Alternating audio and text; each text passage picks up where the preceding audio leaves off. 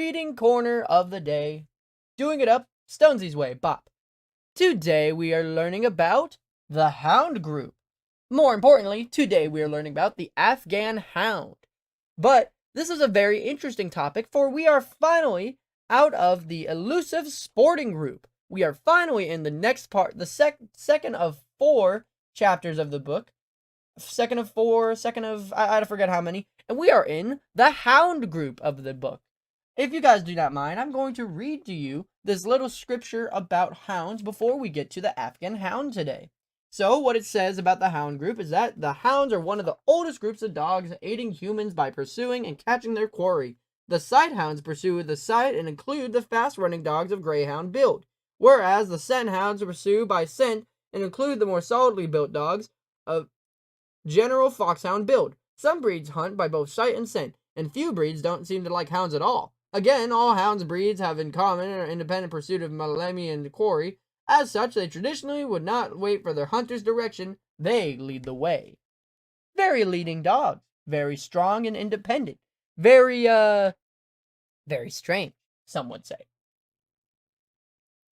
I have a hound dog myself. It's a Basset Hound, and I love him to bits. But that's not what's important. Today, we are learning about the Afghan Hound. Now, the history of the Afghan Hound is that with roots dating to the Egyptian pharaohs, and the Afghan Hound is an ancient breed derived from the group of the Middle Eastern Sighthounds. Despite such illustrious roots, most of the Afghan Hound's development is a result of its use of nomadic tribes as a coursing hound capable of providing hare and gazelle meat for the pot. The dogs even hunted in the aid of falcons, with their trained to swoop the quarry. Generations of hunting in the harsh mountainous terrain of Afghanistan produced a fast dog that would also be a good deal of stamina.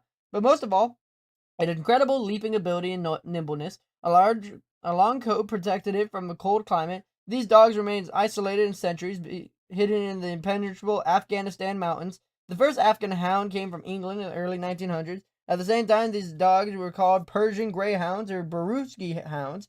These dogs were diverse a lot and standard for perfection. Modeled with Zardin, a particularly striking dog that resided in more elegant, racy dog of today was created. Popularity grew slowly, with the dog appealing mostly to the glamour set. Popularity in the show ring is a faster coming, with the Afghan quickly becoming one of the most competitive and glamorous dogs in the rings. In the 1970s, the Afghan had become a fad breed in the public, but it has since dwindled in popularity. So now that we know the history, we could properly make fun of this dog. I forgot to mention that because, again, it has been a moment. So, yeah, look at him. Looks like if, I don't know, Beyonce had, Taylor Swift's hair color? I don't know. They look very silly, though, and very fabulous. It's very surprising that these are such hounding dogs, but remember, you can only make fun of something, have an opinion on something, or be angry on something if you know the history. Being mad just for the sake of mad is a waste of time. At least that's my philosophy. But yeah, now that we know the history, let's get to the temperament. Well, because let's be honest, we know that hounds are, well, they kind of follow their own rules, but so why would a pretty dog like this do the same? So maybe their temperament's a little different, maybe it's very similar, who knows? Well, the temperament of the Afghan Hound is that despite its glamorous reputation, the Afghan Hound is a hunter at heart, bred to chase down game over rugged terrain. While it maintains a regal bearings inside, it needs daily chance to stretch its leg in a safe area. Its worst trait is reluctance to come when called. It will chase small animals outside, inside, and still coexist peacefully. Though gentle with children, it may not be playful and interactive enough with them. Described by some as cat-like, it is independent yet sensitive, and not overly demonstrative. It is reserved with strangers, and some can be timid as a gay, clownish side. A gay, that's what it says. It has a gay, clownish side. I don't know what that means. I'll be totally honest with you. But that is a very funny thing to say about a dog. So, hey, even the people who wrote this book can make fun of the dog for it being a gay, clownish side. I don't know. But yeah, now that we know the temperament, what's the upkeep? This dog has very pretty hair. Probably a lot of upkeep in my opinion, but I don't know. We will know, so now you do. The upkeep of the Afghan Hound is that the Afghan needs daily exertion, either in the form of long walk followed by a short sprint, or preferably a chance to run at full speed in a safe enclosed area. It needs a soft bed, and is best suited as a house dog with outdoor access. A coat requires some commitment, especially when shedding the puppy coat. Most adult coats need brushing or combing every 2 to 3 days. Not as bad as I thought, but definitely in the puppy stage, it's going to need a lot more work. Now, any children, cover your ears, but every adult and teenager, grab your notebook, if you even have an Afghan hound, because we are about to learn the health. The health of the Afghan hound is major concerns are nothing. The minor concerns are cataracts. They're occasionally seen with necrotic myelopathy and CHD. Their suggested tests are eye and hips. Lifespan of 12 to 14 years, and it should be noted that they're sensitive to barbature and anesthesia, prone to tail injuries. Interesting. So it's pretty good of a dog. It doesn't get naturally sick or nothing like that. Good with kids. I think this is your type of family dog. If you like having a dog that has the hair of Kim Kardashian. But yeah, that's up to you. Now, before we get to the fun tier list, we're going to learn about the form and function of the Afghan hound. One of the form and function is that the Afghan is built along Greyhound-like lines, enabling to execute a double suspension gallop and run down fleet game. The comparatively short back and steep pelvis helped it leap great heights to a turn almost in place. Essential attributes of coursing in rocky mountainous terrain. The large feet gave it better foothold and more restraint to injury in rough ground. The silky coat protected the dog in the cold nights and the high altitude. The Afghan appears dignified and aloof, with an exotic expression and proud carriage. The gait shows great elasticity and spring, and the dog moves with head and high tail. Now, for the best part of these, which basically sums up everything I said into a nice, cute little summary, is the tier list. So, basically, let me explain this to you, because it's been a minute, so maybe I could be wrong, and maybe I could be right. 5 is the best, 4 is better, 3 is average, 2 is worse, and 1 is the absolutely tootly bootly scoobity doopity worst, unless it's for grooming. Now, so for the tier list, the energy level is at a 2, not a lot of energy. We have been dealing with dogs with energies of levels of 3 to 5, so now I think with hounds they're going to be a lot more relaxed.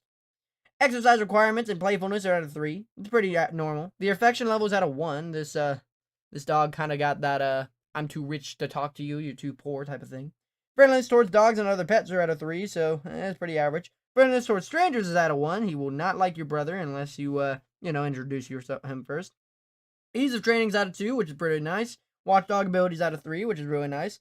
Protection ability is at a 1, so not so much. Grooming requirements is a 4, which I think is the first time we've ever had a grooming requirements at a 4. Cold and heat tolerance are at a 3, which is pretty normal. The weight of a male is 60 pounds, of a female is 50 pounds, the height of a male is 27 inches, and a female is 25 inches, plus or minus 1, depending how they're taken care of. And because if it was feet, we would be living in a world of dog giants. And that's it today, because next time we are going to be learning about this Basenji. Honestly, today's reading corner of the day kind of looks emptier than usual. Maybe it's because of this picture here. I kind of made it off a whim, but let's just go. I don't know. For some reason today, it just looks a little more emptier than usual. You know what I mean? I think that should do it. Then again, it's been a minute, so maybe that's why. I couldn't tell you. But I can tell you is, today we are learning about the Basenji. I'm very surprised that this is a hound group dog. It's very small, petite, and kind of stupid looking, to be perfectly honest with you. It looks pretty dumb, I'll be honest. But before I can make fun of anything, and before you ever have an opinion on something, or, make fun of something or anything like that, you should know its history. Well, the history of the Basenji is that the Basenji is among the most primitive of breeds discovered in African Congo with pygmy hunters. Early explorers called the dogs after the tribes and owned them in the area in which they were found, such as the Zo dogs or Congo terriers. The native tribes used the dogs, which often wore a large bell, as pack hunters, driving the game into nets. Early attempts to bring the dogs into England in the late 1800s and early 1900s were unsuccessful because they all succumbed to distemper. In the 1930s, a few dogs were successfully brought back to England and became the foundation, along with the subsequent imports during the cargo in Sudan, of the breed outside of Africa. The name Basenji, meaning bush thing, was chosen. The early imports attracted much attention, and soon after dogs were brought in America, the breed's popularity both as a pet and a show dog grew modestly but steadily. But in the 1950s, a surge of popularity occurred as the result of a book and movie featuring a Basenji. The 1980s saw two important controversial events of the Basenji in America. First, several Basenjis were brought from Africa in an attempt to widen the gene pool and combat some widen and heredity health problems. Some of the introduced a previously recognized brindle color into the breed. Second, the Basenji was recognized by the American Sighthound Field Association as a sighthound, not allowed to compete in lure coursing trials. Its body structures and hunting style has previously been deemed too unsighthound-like. The Basenji has always been hard to categorize. It retains its several primitive characteristics, but nobility, notably lack of barking ability, and its yearly rather than twice yearly estrus cycle. So the little guy who can't bark and has a very confusing and strange history. That sounds about right. So if you want such an interesting dog, you must know its temperament. Is it good with kids? Is it bad with kids? I have kids. I don't, but you do. So, what is the temperament of the Basenji? Well, the temperament of the Basenji is that some consider the Basenji to have terrier-like mannerisms. Because of its feisty fur hound, more often is considered cat-like in mannerisms. Clever, inquisitive, stubborn, independent, and reserved. Its hunting roots are very evident, as it loves to chase and trail. It needs regular mental and physical stimulation, lest it become frustrated and destructive. Basenjis may be barkless, but they are not mute. They do make a sort of yodel howl and a shriek, occasionally bark, but just one or two fox barks at a time. It gets along fairly well with the other dogs, but often poorly with other Basenjis. That's very interesting. They don't like each other, and actually, as we can see with the baby picture, they're already trying to fight each other, even as babies. So that's kind of interesting. But now that you know the temperament, what's the upkeep? How do I keep my dog looking good? Well, the upkeep of the Basenji is that the Basenji is an active dog that needs daily mental and physical exercise. Its needs can be met by a long walk followed by vigorous game or by free running in a safe enclosed area. It generally does best as an indoor dog with access to a yard. Coat care is minimal, consisting of only occasional brushing and remove dead hair. Dead hair. Now that you know that, if you're a child, please close your ears. But if you're an adult or a teenager, please get your notebook. Because the health of the Basenji is that its major concerns are Fascioni syndrome, PRA, and Basenji entropy. Wow, they have their own entropy. Minor concerns are PBM, PK, hypothyroidism, and umbilical hernia. They're occasionally seen with CHD, particular lactation and corneal dystrophy. I hate that word. The suggested tests every other month would be eye, thyroid, urine, or Fascioni, DNA, or for PK. Their lifespan is 12 to 14 years. Pretty long life.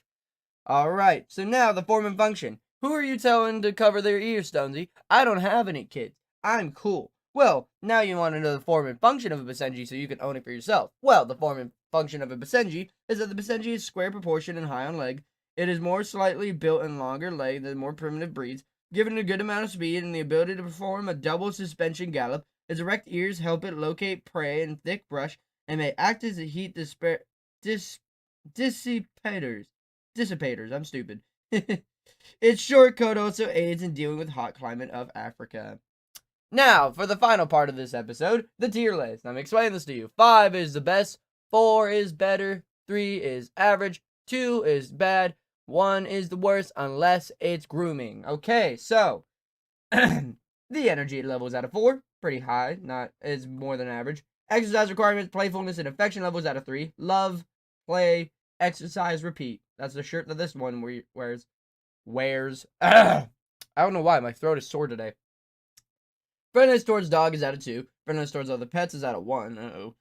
Friendliness towards strangers is out of 3. That's weirdly average. Ease of training is out of 2. Watchdog ability is out of 5. I think that's the highest watchdog we've had so far, though don't quote me. Protection, grooming, and cold tolerance is out of 1. I think this is the lowest cold tolerance we've had. Goodness. And heat tolerance is out of 3. The weight of a male is 24 pounds and a female is 22 pounds. The average height of a male Basenji should be 17 inches and a female should be 16 inches. I'm sorry, I misread that. Oh my goodness, you guys are never going to believe what we're learning about next time. We're learning about the Basset Hound, the best breed of dog ever made, and I'm not just biased because I have a Basset Hound. I love these dogs. They're so silly and stupid looking. Look at the baby in the basket. Oh my gosh. Here's a fun little trivia fact. Did you know the Basset Hound was originally, not originally, but when we were changing around the design for the lunar radium picture, did you know one of the pictures that stayed for the longest time, besides the main moon, was a picture of my dog Roscoe, who is the Basset Hound from Dukes and Hazzard? I bet you didn't know that, because look at him, look how stupid he is. I want to go to my Basset Hound so bad right now and just grab his ears and just go wee wee wee wee wee with him. I swear I'm a good pet owner. I just love my dog. But yes, today we're learning about the Basset Hound. Though biased, this dog looks very stupid, silly, and a little, well, dumb. Look at that one. He's just got his tongue open. Sorry, I love Basset Hounds. But before we can make fun of a Basset Hound, though I still forever and ever will, we must learn the history. So the history of the Basset Hound is that the first mention of the Basset Hound was found in the 16th century text of the badger hunting dwarfed short-leg specimens occur in many breeds and have been known since ancient times, but it's difficult to know what point such dogs are personally bred, which ones led to the present Basset Hound. The word basset is derived from the French basse, meaning low thing or dwarf, so the definitive evidence of the breed may be hard to follow. Short-legged dogs were used to be pre-revolutionary French for hunting at a slower pace, but most of these dogs were dispersed and their fates undocumented. During the French Revolution, the history becomes clearer after the Revolution, when greater numbers of commoners look up hunting, and often aided by guns. They needed a dog that would follow foot, but all that, a great scenting ability and strong, heavy bone. In essence, a short-legged version of the pack hound's popular in aristocracy. Because a basset could not pursue its quarry at speed, the quarry was less likely to run and thus presented an eager target for the gunman. The dogs would hunt all mammals, but they were especially suited for rabbits and hares. 4 different versions of the short-legged brown hounds were created, and the Basset Artesian Nomad was closely resembling today's Basset. In the late 1800s and again in 1930, crosses of the bloodhounds were made in the increased size. The results were even tempered in subsequent crosses of the Artesian Normand. The first Bassets were brought from England and America in the late 1800s, and interest expression had won it in place of advertising and entertainment and of new pet owners' hearts. My heart included. Though this dog is very silly, this dog was very helpful in the French Revolution, and its literal name means short and fat, so that's great. But now that we know I really don't need to tell you all the temperament. I own one myself. But now that we know the history of the Basset Hound, you want to own one. I don't blame you. I own one. They're great. So what's their temperament? Are they good with kids? Yada yada. The pictures in the book is even cuter, by the way. So, well, the temperament of the Basset Hound is that the Basset Hound is among the most good-natured, easygoing of breeds. That's a lie. It's amiable with dogs, other pets, and children. Although children must be cautioned not to put strain on its back with their games, it's calm inside, but needs regular exercise in order to keep fit. It prefers to be investigated slowly and loves to sniff and trail. It is talented and determined tracker, not easily dissuaded from the course. Because of this, it may get on the trail and follow it until it becomes lost. It tends to be stubborn and slow-moving, and its loud bay that it uses when excited on a trail. Very true. Very loud, very silly, and kind of stupid, but I love them to death. Now you know this? What's their upkeep? What do you need to do? I'll tell you what I do, because what I do is when you need the upkeep of the Basset Hound, is the Basset needs mildly daily exercise, which should be satisfied by walking on a leash or playing in the yard. It does best at house dog and does access with the yard. The coat needs only minimal grooming. About the face may need regular cleaning around the mouth and wrinkles. Bassets tend to drool. That is true. Bassets do tend to drool. Now for the worst part. My heart and soul is about to break. Any children, or possibly me, cover your ears. Any parents and adults, please. Their major concern, the health concerns of a Basset Hound. Their major concerns are OCD, elbow dysplasia, thermopathy, entropion, osis externa, glutamate, VWD, gastric torsion, and CHD. We've already had to deal with gastric torsion. That's horrible. Minor concerns are patellar luxation, occasionally seen with nothing, which is good. The suggested tests are eye, hip, VWD, and patellis, and its lifespan is 8 to 12 years, not as long, but pretty good. Note, obesity is a problem with the breed, especially because it contributes to back problems. Oh, poor baby. Now for the form and function, because you don't have a family, but you want this dog. Well, the form and function of a Basset Hound is Basset's long, heavy body and short legs make it easy to fall on foot, and give them the edge and dense cover. The Basset Hound is a heavier bone in proportion to its total size than many other breeds. Its thick, tight coat protects it from brambles without becoming caught in them. It is speculated the long ears may stir up ground scent and wrinkles trap the scent around the face. The large muzzle gives ample room to the olfactory apparatus, which room could not be available in a miniature dog. Only large dogs are short in legs, and combined with short height and large muzzle size and movement smooth and powerful. It tends to move with nose to the ground. That is true. And it's really bad because if they have their nose to the ground for too long, the more parasites on the ground can go up their nose and give them horrible diseases. That's why they have so many major concerns. Now, sadly, the end of the episode, we're at the tier list for the Basset Hound. All of these should be 5s except the grooming. So, let me explain this to you. 5 is the best, 4 is better, 3 is average, 2 is bad, and 1 is the worst. I'm sorry, I don't know why I had a brain fart. Well, the energy level, exercise requirement, and playfulness are out of 2. This dog is very lazy, and I love him. Affection level is out of 4. That's true. They love. And friendliness towards dogs, other pets, and strangers is out of 3. Good but bad. Ease of training is out of 2. They're not the easiest thing to train. They'll just look at you and give you scoffing. Their watchdog ability is out of 3. Their protection ability is out of 1, which makes sense. Though I've had my dog bite me before, and it hurts like heck. Their grooming requirements are out of 2, with little to none. And their cold tolerance and heat tolerance are out of 3. These dogs really don't care. The weight of the average Basset Hound, both male and female, should be 40 to 60 pounds, and their height should preferably not over 14 inches. Very interesting. What is even more interesting is the next dog we're going to be reading about, which is Again, I have done no editing. For today, we will be learning about the Beagle. Again, I don't know why I didn't edit this before. My throat's hurting, and I guess that's just getting to my head. But what should be getting into your head is how small this dog is. Though it looks like I have 2 pictures of babies and puppies, these dogs are incredibly short. As a matter of fact, I'll read to you how short they are.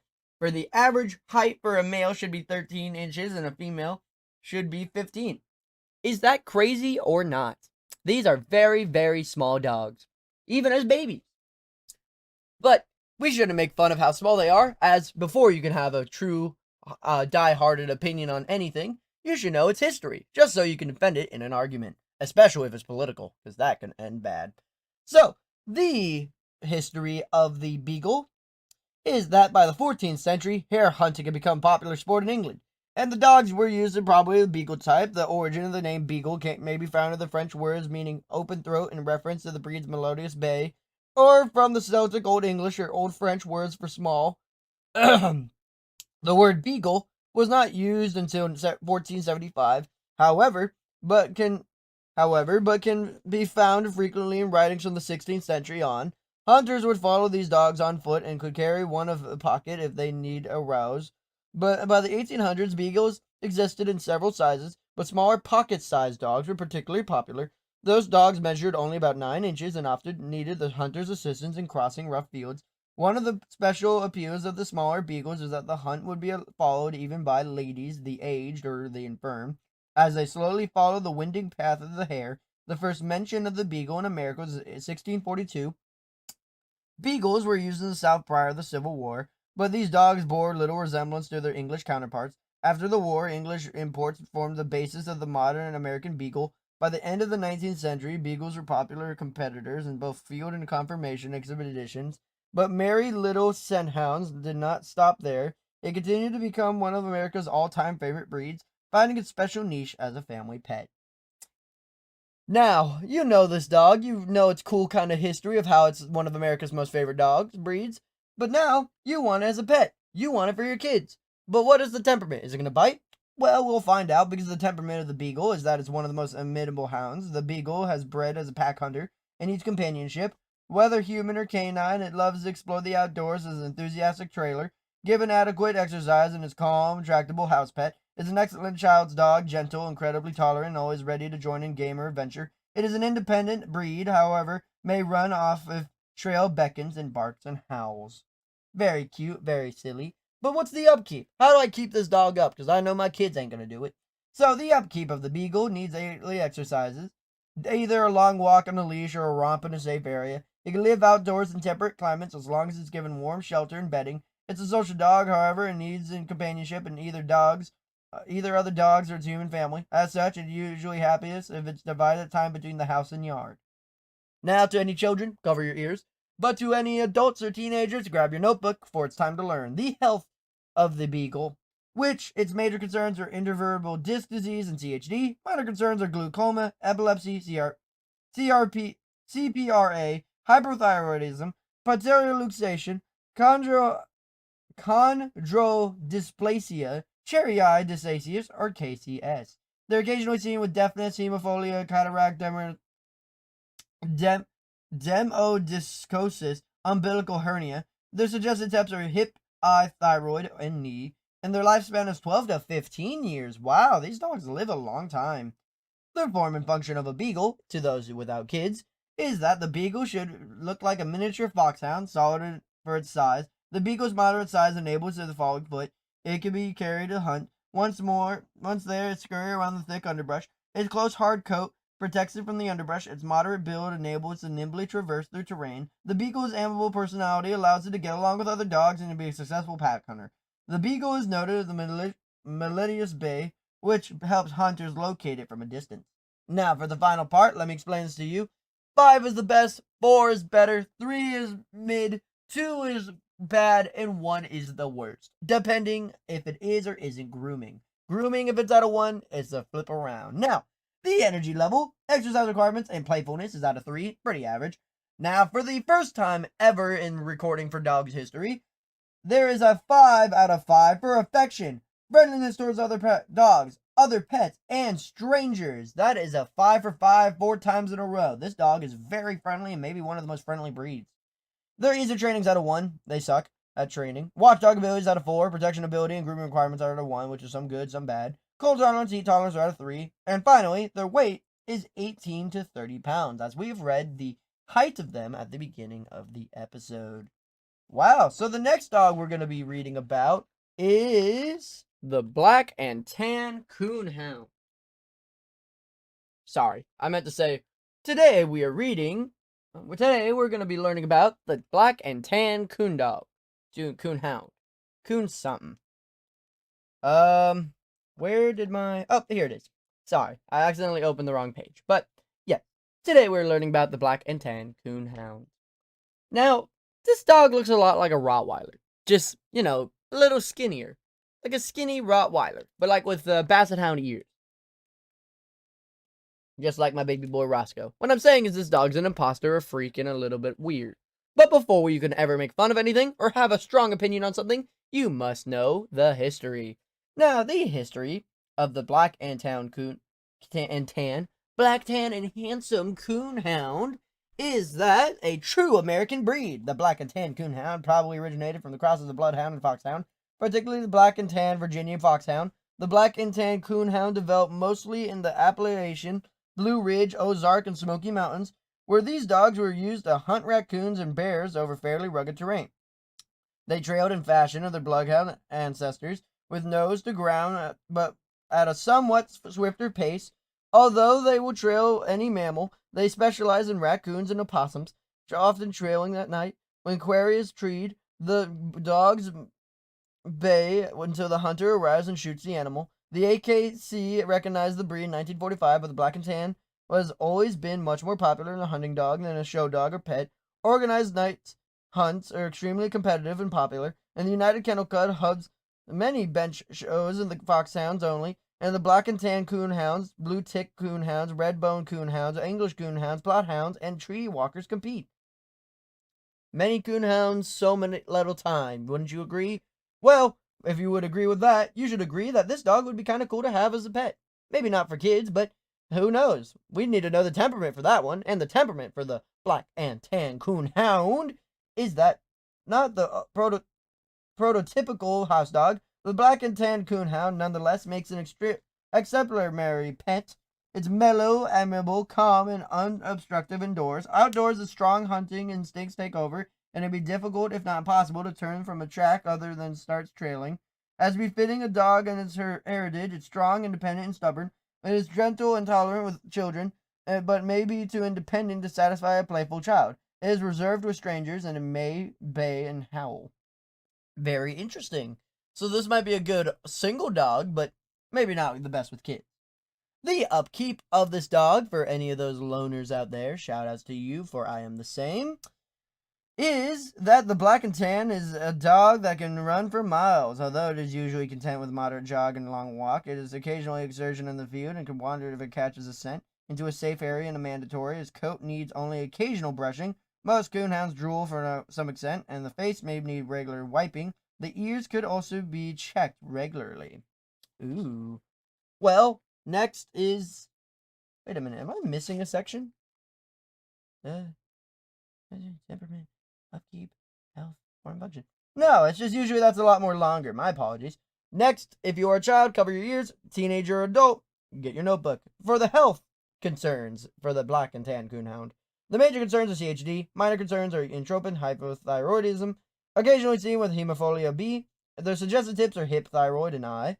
And their lifespan is 10 to 12 years. Ooh, same as a hound. But, now, you don't have kids, and we've already said that this dog's pretty good for people without kids, but what's their form and function? The Black and Tan Coonhound's moderate build gives it a blend of strength, speed, and agility. It's square and slightly longer than tall. With moderate bone, its long ears maybe help to stir up the ground scent. Its deep muzzle allows room for off-area apparatus. The deep voice enables the hunter to locate a dog when it's treated its quarry. Its hair is short but dense, providing an all-weather protective coat. Its expression is alert, friendly, and eager. Its stride is easy and graceful, with a head and tail head high. Now, finally, for the tier list, let's get this over with. 5 is the best, 4 is better, 3 is good, 2 is worse, 1 is the worst, unless it comes to grooming. So, energy levels out of 2, very surprising. Exercise requirements is out of 4, very high. Playfulness, affection level, friendliness towards dogs, friendliness towards other pets are out of 3, pretty average. Friendliness towards strangers is out of 2, that seems right. Ease of training is out of 1, very stubborn. Protection, watchdog abilities out of 4, pretty good. Protection abilities out of 3, pretty good. Grooming requirements is out of 1, pretty good actually. Cold and heat tolerance are out of 3. The weight of a male and female Black and Tan Coonhound is 55 to 75 pounds. That's a pretty wide margin. And the weight for a male is 25 to 27 inches, and for a female, it's 23 to 25 inches. That was a pretty interesting dog to learn about. Oh my goodness, the next breed of dog we're going to be learning about is The bloodhound. This dog kind of would look familiar because all hounds have this weird little droopy thing. This just reminds me of my bubby Roscoe, my Basset Hound. If not a little more stronger, but they still look really stupid and droopy. But you should always know, before you have an opinion on something, or heck, even before you make fun of something, you should know the respect of it, and you should learn its history. For example, if I was going to make fun of samurai, I should know why I'm making fun of it. Oh, they're just silly guys with katanas. No, they're people like you and me, and they go out and they do all these really cool things, and they're samurai. They do the things they do for either religious or multiple purposes. I don't know, because I'm not a samurai. But that could be a cool future video. Who knows? All I know is right now is we're learning about the history of the bloodhound. Well, the history of the bloodhound is that it's quintessential scent hound. The bloodhound traces its root from ancient times. Their earliest ancestor may have been a black St. Herberus hound, documented in Europe by the 8th century. William the Conqueror was credited with bringing these hounds to England in 1066. In the 12th century, many churches dignitaries were interested in hunting with these dogs, and most monasteries kept carefully bred packs. So highly bred were these dogs that they came to known as blooded hounds, referring to their pure blood and noble breeding. Bloodhounds have been known in America since the mid-1800s, even though they gained the reputation as slave trailers. Many of those dogs were mixed scent hounds. The bloodhound was since proved itself to be one of the most useful breeds, using an unrivaled sense of smell to trail lost persons and criminals alike.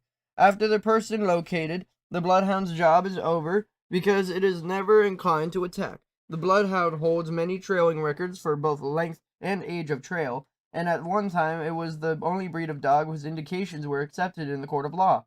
Ironically, the bloodhound's name and bad press scared many people away from the breed because they believed stories that claimed the dogs trailed people out of lust for blood. Nothing, of course, could be farther from the truth. The breed is well known to all, but not particularly popular as a pet. It is a competitive show dog and an unsurpassed working trailer, however. Weird way to end a sentence with however, but whatever. Now you know this dog isn't commonly known as a pet, so maybe you want to be the one out of your family to have it as a pet. So, what's its temperament? Is it good with kids? Is it bad with kids? It's kind of got a bad history with people. Maybe it's got a good history with kids. So, the temperament of the Bloodhound is that for all its calm manners at home, the Bloodhound is a tireless trailer. I don't know what that... trailer, as in it can trail things. Not trailer as in the back of a truck. Like, no, that's the trunk. The back of, like, the... You know what a trailer is, right? Am I going crazy? Whatever.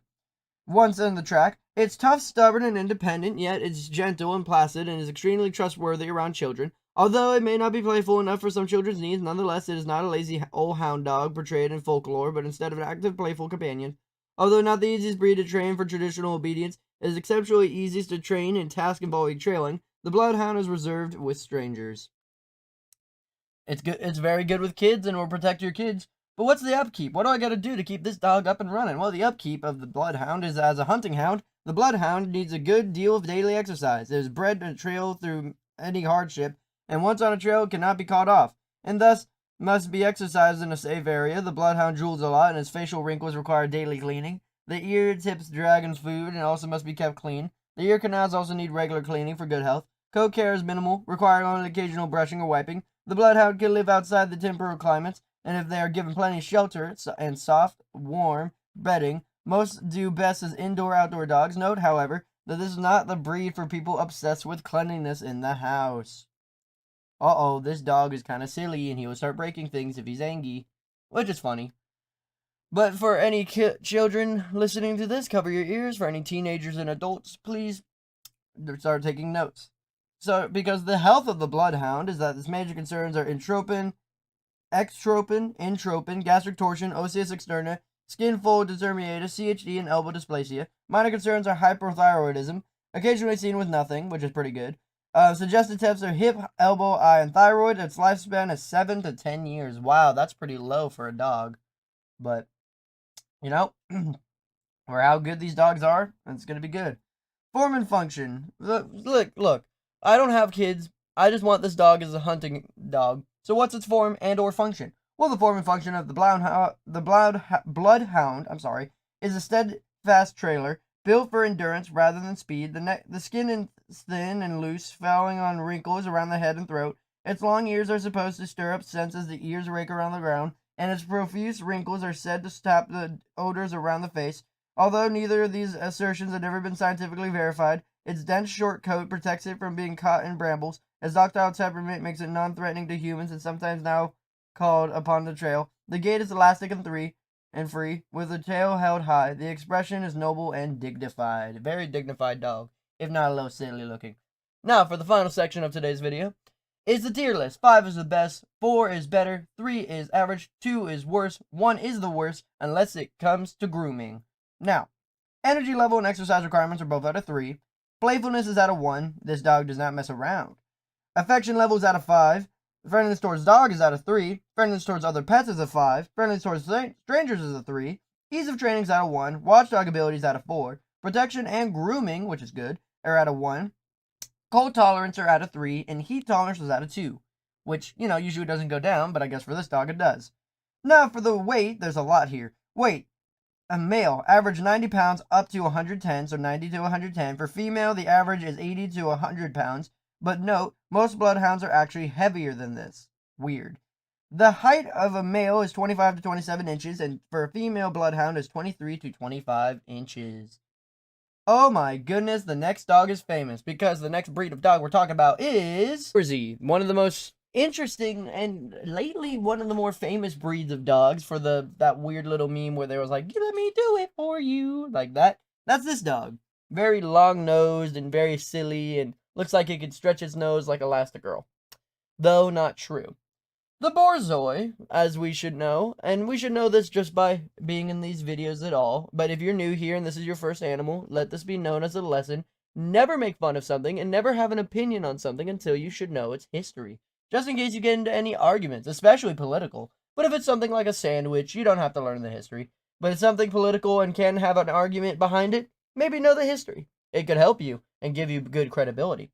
Now, to let us know the history of the Borzoi is that the Borzoi, a very fun word to say, was bred by a Russian aristocracy for hundreds of years, Coursing the hare sport was known in Russia as early as the 13th century. In the 15th and 16th century, crosses the coursing hounds with bear hounds, and the tall Russian sheep dogs were made to increase size and coat.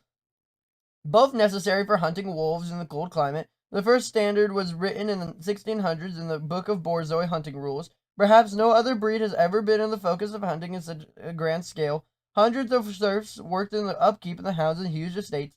The hunts themselves were grand events. One account describes hounds, horses, beaters, and hunters arriving in train over 40 cars, and with other train bringing a grand duke and other nobility. Over 100 Borzoi might partake in the hunt.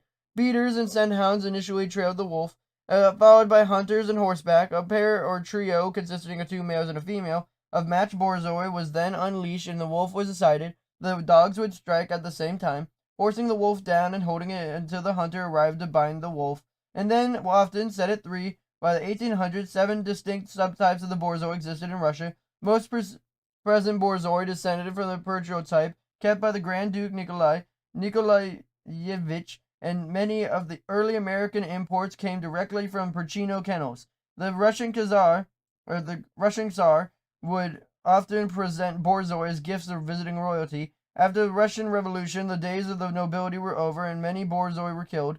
The fate of the breed was left in the hands of the foreign royalty, who had given Borzoi and of a few remaining Borzoi kennels. In America, the Borzoi soon gained a reputation as the ultimate glamour dog, often seen as the sides of movie stars. Although only enjoying modest popularity as a pet, the breed remains popular show dog, coursing dog, and model. So, a very strong Russian history, technically royalty, and then was killed and saved by Hollywood. How strange to hear that Hollywood saved something instead of destroying something. But now you know the kind of the pretty cool history of the Borzoi. But, and you know it's not very commonly known as a pet, but hey, I want it as a pet. What the heck is its temperament? It can't be that bad. Well, the temperament of the Borzoi is that a breed of quiet elegance. The Borzoi exemplifies a well-mannered house dog indoors. Outdoors, it races with wild abandon, and it will chase any small animal that runs. It is independent but very sensitive, although generally good with children. It may not be helpful enough to satisfy some children. Some can be timid. It is reserved with strangers. Interesting. Alright, so now you know the temperament. But what's the upkeep? What do I have to do to keep this dog up and running? Because I know my kids ain't going to do it. Well, the upkeep of the Borzoi is that it needs a chance to exert itself daily. Although a long walk can satisfy most of its needs, it could combine with a sprint in a large safe area. The coat, which is characteristically fuller on males, needs brushing or combing 2 to 3 times a week. At times it sheds a lot. Borzoi can live outdoors in temperate climates as long as they have soft bedding and good shelter, but most do best as house dogs and access to a yard. Now, any children, cover your ears and just keep looking at the funny dog. And to any teenagers or adults, take notes. For now, it's time to talk about the health. The health of the Borzoi's major concerns is gastric torsion, tummy ache. Minor concerns are cardiomyopathy, hydrothyroidism. It's occasionally seen with nothing, which is good. Suggested tests are thyroid and cardiac. And lifespan is 10 to 12 years, pretty good lifespan. And there's a note saying it's sensitive to barbiturate anesthesia. Very strange and very specific chemical. Maybe it's commonly used in surgeries, I don't know. Now for the form and function. The Borzoi is a running hound capable of hunting large, fierce game in a very cold climate. As such, it retains a Greyhound build necessary for running at great speed, but is larger and stronger than the Greyhound. Its jaws should be strong enough to hold down a wolf. The long, silky coat, which can either flat, wavy, or rather curly, provides protection against cold weather and snow. The Borzoi should possess elegance and grace, with flowing lines, whether standing or moving. What a beautiful dog. Now for the final section of today's video, the tier list. 5 is the best, 4 is better, 3 is average, 2 is worse, and 1 is the worst unless it comes to grooming. Now, the energy level for the Borzoi is at a 2, so it's actually below. Exercise requirements, playfulness, affection level, and friendliness towards dogs is at a 3, so average. Friendliness towards other pets, friendliness towards strangers, ease of training, watchdog ability are at a 2, so not very good, but good enough. Protection ability is at a 3, which is pretty high up there. Grooming requirements are at a 3, which is not good. But, you know, basically a comb or such a day. Cold tolerance is at a 4, heat tolerance is at a 2, so that's a weird little trade-off. And now for the weight. An average male Borzoi should be 75 to 105 pounds, females being 60 to 85 pounds. For a height, the males should be at least 28 inches, but 30 inches average. And for females should be at least 26 inches and 28 average. As if it was feet, they would be very big. But not talking about big dogs. The next animal we're going to be reading about is Dachshund. I thought it was called a wiener dog, but I guess there's different ways of saying things. All I know is it's very small, and even though they look the same, one is actually a puppy and the other one isn't. They're both very stupid and silly looking, but maybe you guys should know this by now, for it has been many episodes at this point. But you should never, ever, ever, ever, schmever, never, never, ever, ever judge a dog, or anyone, or anything by its looks, or you should never make fun of anything, or have such a big opinion on anything political, without knowing its history, because it could help you with credibility, sources, and make you look a heck of a lot smarter in front of your friends, if you have friends. Some people don't, and some people don't have real friends. So that is sad. What isn't sad is the history of the Dachshund, which is, the history of the Dachshund is, definitive evidence of the Dachshund as a breed is since found until the 16th century when reference was made to a low crooked leg dog called the little burrow dog, Dachshund or badger dog. The modern name Dachshund means simply badger dash dog, dash or badger dash and dog hund in German. These tenacious hunters would follow their quarry until its burrow, pull it out, and kill it. The Dachshund comes in 3 coat varieties with 2 sizes. The original Dachshunds are smooth-coated and rose from the cross of the Brachy, a miniature French pointer, which is the pincher, a Furman killer or terrier type. Some evidence exists the longer-haired Dachshund-like dogs in the 16th century woodcuts. It's also possible that smooth Dachshunds were later crossed with Spaniels and the German Stoberhund, a gun dog, to produce a long-haired variety. But mention is made of the wire-coated Dachshunds as early as 1797. But these dogs were not carefully bred, and almost modern wires were created around the end of the 19th century by crossing smooth Dachshunds with German wire-haired pinchers and Dandel Discman terriers. Each of these varieties was best suited for hunting either under slightly different terrain and climate conditions, but they're still tough, strong dogs capable of dispatching badger, fox, and all other small animals. Before 1900, as very small Dachshunds were kept for going to ground after small quarry, such as rabbits. Although some were simply runts, others were intentionally produced by crosses and toy terriers and pinchers. Most of the resulting miniatures lacked Dachshund type. However, by 1910, stricter criteria were adopted for the type, and each coat type was crossed with a different breed to achieve the best results. Smooths were bred with miniature pincher, longs with the papillion, and wires with the miniature schnauzer. The Dachshund was since found its real niche as a family pet, steadily rising in popularity to hold place as one of the most popular hounds in America. Wow, this is a hound. That's very interesting to know. It doesn't really look like a hound, but apparently it hunts like one. But now that you know about this dog and it's getting popular in the Americas, maybe you want one, maybe you don't. But what if I want one, and what if it's aggressive? It is a hound after all, though it doesn't look like it. Well, the temperament of the Dachshund, aka how it acts, is that the Dachshund is bold, curious, and always up for adventure. It likes to hunt and dig, tracking by scent, and going to ground after game. It is independent and will join its family activities wherever given a chance. It is good with children in its own family, but some may snap at strange children, and most are reserved with strangers. Some bark. The long-haired variety may be quieter and less terrier-like. The wires may be more outgoing. Some miniatures are more prone to be timid. So some timid, some mean, and some nice. Very strange. But what are these upkeep? Yeah, they might be mean to my kid, but, maybe they deserve it because they're weird. So what's the upkeep of this dog since I want it? Well, the upkeep of a Dachshund to keep it nice and healthy is that although active, the Dachshund's exercise requirements are met with moderate walks and a leash and games in the yard. It is amenable to city life or apartment living, but is still a hunter at heart and enjoys forays into the wilds. It does best as an indoor dog and access to a yard. The smooth coat requires minimal grooming. As long coat requires brushing and combing once or twice weekly and occasional trimming of the stray hairs. The wire coat requires brushing and combing about once a week, with the occasional trimming of stray hairs and stripping to remove dead hair twice a year. Interesting. But if you're a child, I'd suggest for the next part you cover your ears. To any teenagers or adults, please get your notebook if you own a Dachshund, for we are going to talk about the health of them. The major concerns you should be worried about for a Dachshund is the intervertebral disc disease. Minor concerns are KCS, occasionally seen with diabetes, seizures, patellar luxation, gastric torsion, Cushing's, deafness, and double dapples. The suggested tests are in the eyes. The lifespan of these dogs are 12 to 14 years, and there's a special note that obesity is a common problem, double dapples, homozygous merles, and more likely to have visual and hearing problems. If the more fat they are, the more problems they have. Story of my life. Well, now that you know the health, what about the form and function? I don't have kids. You basically told no one around me, so what's their form and function? Since I don't have kids. Well, the form and function of the Dachshund is that the Dachshund long, low slung body, sorry, that's a tongue twister, enables it to enter and move freely inside the confines of a den or tunnel without sacrificing the necessary jaw and body strength to overcome its quarry. Its confidence, hunting instinct, keen nose, and loud voice are also significant aid to hunting underground. Agility, freedom of movement, and endurance are necessary for the Dachshund's work.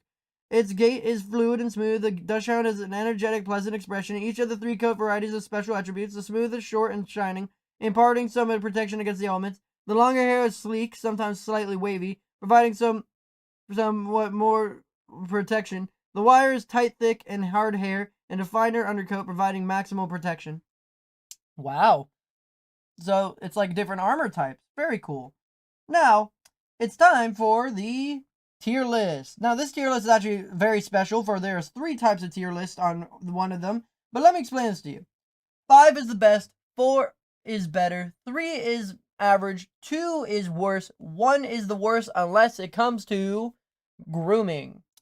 So this is going to be very strange. So energy level is at a 4, energy exercise requirements is at a 2, playfulness, affection level, and friendliness towards dogs is at a 3, friendliness towards other pets is at a 2, friendliness towards strangers is at a 1, ease of training is at a 2, watchdog ability is at a 5, protection ability is at a 2. And now here's the weird part. For the smooth variant, the grooming requirement's only at a 1. For the long-haired variant, it's only a 2. And for the wire-haired variant, it's at a 3. As well as the cold and heat tolerance being at a 3. Pretty average with every other dog. The weight for a miniature is 11 pounds and under. Standard is over 11 pounds, usually 16 to 32 pounds. Well, I think it's a little bit more than over 11 pounds then, don't you think? For a height of the miniature, it's 5 to 6 inches, and standard is 8 to 9 inches, which I think it doesn't really matter by gender. I think it just goes either way. Oh, wow, that's a very familiar dog. You never meet one in person, because the next dog we're going to be reading about is the American Foxhound, if that's what that said. It is what it said. Mwahaha. Today we are learning about the American Foxhound. This dog is decently famous, if not for the the fact that no one likes to own them, and that the next dog we'll be reading about is more known than them. But they're still a pretty good known dog, and they're pretty silly looking and kind of dopey. But before you can make fun of anything or have a serious opinion on something, especially if it's political, you should always try to locate its history so you can build yourself up in credibility.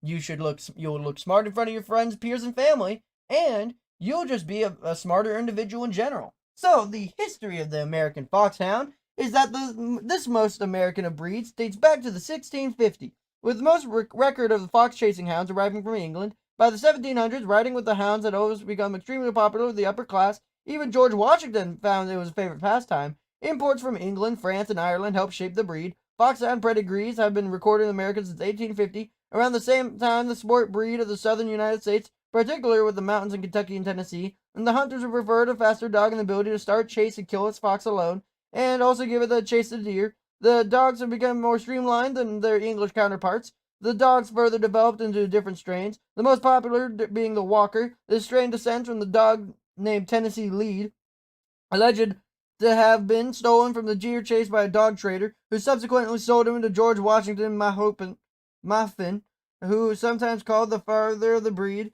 These breedings of the past-running Foxhound preceded some of the best-running dogs seen at the time. Dogs from the strain were subsequently called Walker Hounds, because the Walker brothers kept careful records of the dogs produced in the strain. Other strains of Foxhound include Trigg, Goodman, Truly, Calhoun, and Judafef. These dogs eventually became specialized as either running hounds or show hounds, with the former being further specialized as competitive field trial hounds and pack hounds. The pack type was generally considered the prototypical foxhound. These dogs combine great speed, endurance, and jumping ability with a strong nose and willingness to give chase to his pack member. The American Foxhound was one of the earliest breeds to be registered by the AKC, the American Kennel Company. Although registrations have never been particularly high, the low AKC registration numbers belly of the Foxhound's popularity. However, because of the most Foxhounds are kept in large packs by hunters with little interest in the AKC registration, their dogs are instead registered in the Foxhound specialty of stud books. Most Notably, their International Fox Hunter Stud Book, published by Chase, the Foxhound, can thus lay claim to being one of the most popular breeds in America. Wow, that's a pretty long history. But now that we know the history, what's the temperament of this dog? This dog's been around the world and back and seen here and there, but what the heck is their temperament? How are they going to do with my kids? Well, the temperament of the American Foxhound is that although by tradition the Foxhound is not a great as a house pet, it is actually well mannered in the home. It gets along with the best of the human or canine companionship. It is a tolerant, amiable, and gentle dog, even though it's not very demonstrative. Most are reserved with strangers, and is first and foremost a hunter. Ever ready to hit the trail, it needs daily exercise in a safe area once in a scent. It'll follow gleefully, heedless of commands. This is a dog that likes the outdoors. It's not a city dog. It bays. Meaning it goes, you know. Now, what is the upkeep of this dog? I want this dog, but how the heck do I keep it up and running? I live out on a farm. Well, the upkeep of the American Foxhound is that the Foxhound needs daily exercise, preferably in the form of a long walk or jog. If allowed to run off leash, it would only be safe in an enclosed area. Foxhounds traditionally live outside, although only with dirt, worm shelter, and bedding with temperate climates.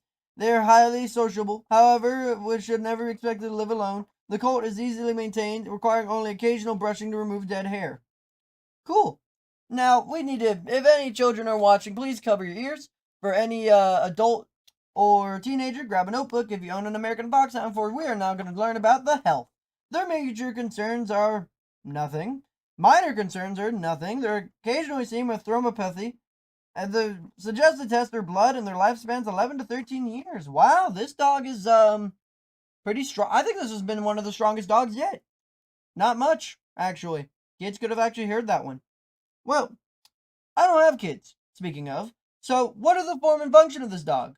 Why would I want this? Well, the form and function is that the American Foxhound is slighter than bone and the higher in the leg, and the English Foxhound with more rear angulation and the arch over the loin. These attributes have a greater speed and agility for hunting over rough terrain. It is melodious voice when on the trail. The coat is hard and medium at length. The expression is gentle and pleading. Now, for the final part of this is the tier list. So, 5 is the best, 4 is better, 3 is average, 2 is worse, and 1 is the worst. Unless it comes to grooming. So, energy level and exercise requirements are at a 4. You're going to need a lot of exercise because this dog has a lot of energy. Playfulness and affection levels at a 3. That makes sense. Friendliness towards other dogs is at a 5. That's very impressive. Friendliness towards other pets is at a 4. Friendliness towards strangers is at a 4. Ease of training is at a 2. It's not going to be easy. Watchdog ability is at a 4. Protection ability and grooming requirements, which is good, is at a 1. Cold tolerance, heat tolerance are at a 3, so pretty average. The weight of both the male and female American Foxhound is 40 to 65 pounds, I guess varying. And the height of a male is 22 to 25 inches, and the female is 21 to 24 inches, because if it was feet, that would be, scary. Oh, wow! It seems like I'm going to be doing the same episode twice, as next time we're going to be learning about Foxhound. Now, if you might be curious to understand, you would be like, wait a minute, Stonesy, you didn't change any of the pictures, because that's the American Foxhound. Well, it's actually a debated topic of what is and isn't an English to American Foxhound. They're so similar, in fact, that they were originally going to be put together, but ended up being torn apart into the two counterparts with two different varying lores. As you may remember, actually, with the beagle, I think it was, where the British had the dog, but also the American or the English had the dog, but also the Europeans had the dog, where they were fighting each other of ours is first, but it was King Henry who they found was the first. So this is kind of that, but they were both raised and treated as different things, although they are both foxhounds.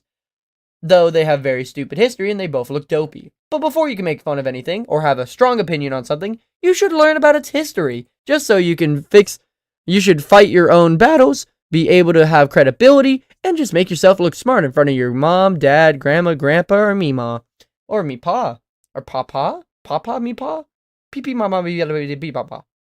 What I know is the history of the English Foxhound, which is that careful procedures have been kept of the English Foxhounds since the late 1700s, longer than any other breed. Still, the exact origin of the breed is unknown. At the time of its inception, of course, the stag of greyhounds was still the favorite dog assorted of the gentry. Around 1750, a few men envisioned hunting foxes With swift horses and hounds, the hounds would have been able to track the faint scent while on the run and maintain their chase for hours. Fox hunting gained its appeal in the pastime of the wealthy. Packs of hounds were tended by the masters of foxhounds, who looked to care and breeding of the dogs. Riding to the hounds became an affair steeped in ceremony, with the actual killing of the fox anticlimactic, as the aesthetic aspects of the hunt increased in significance. Care as taken to produce dogs that looked good not only individually but also as a pack. Thus, pack members would usually share the same coat coloration, most often this black saddle over tan body with white points. Fox hunting became so popular that by the late 1800s, 140 packs, each with about 50 hounds, were registered in England alone. Foxhounds came to America in the 1700s. Although in time, with a good percentage of these dogs were bred by with others to produce the American Foxhound, the latter was since surpassed by the English Foxhound in popularity in America. Although neither is popular as the pet or show dog, the English Foxhound is still the first choice for hunters wishing the traditional outing on horseback, riding the melodious bay of this most classic of breeds. So this is the original, while the American Foxhound is considered a fake. How interesting. How competitive. But now you're prim, you're proper, and you read books, and you have very nice kids. And you want to know the temperament. Oh, my kids need the original. They can't have some cheap knockoff. So what is the temperament of this brat of a dog? I'll have my butler tend to it, Stonesy. I just need to know what it is. Well, rich person who actually is getting their own information for once. Very rare in this economy. The temperament of the English Foxhound is that traditionally a packhound, the English Foxhound nonetheless makes up a stately house dog. As long as it has human or canine companionship, it gets along well with horses, dogs, children, and other pets. It is an avid sniffer and trailer. However, it needs daily exercise in a safe area. It is tolerant, amiable, and gentle dog, even though it's not very demonstrative. Most are reserved with strangers and is not well suited for city life. It bays. Bays means it goes, oh, bar, bar, bar, bar. Ain't that right, Roscoe? He's asleep. But now you know this, so what is the upkeep? I'm rich and I need my butler to keep this dog in check so my children and my precious daughter doesn't get sad when I get sick. Well, the upkeep of the English Foxhound is that the Foxhound is an easygoing dog that nonetheless needs plenty of exercise. It is bred to run for miles, and it can be made for a good jogging companion in a leash or hiking companion in a safe area. It can live outdoors in temperate climates as long as it's warm shelter, bedding, and other foxhounds are friends. The coat needs only occasional brushing to remove dead hair. Ooh, not the high temperament, but good with kids. Pretty average dog.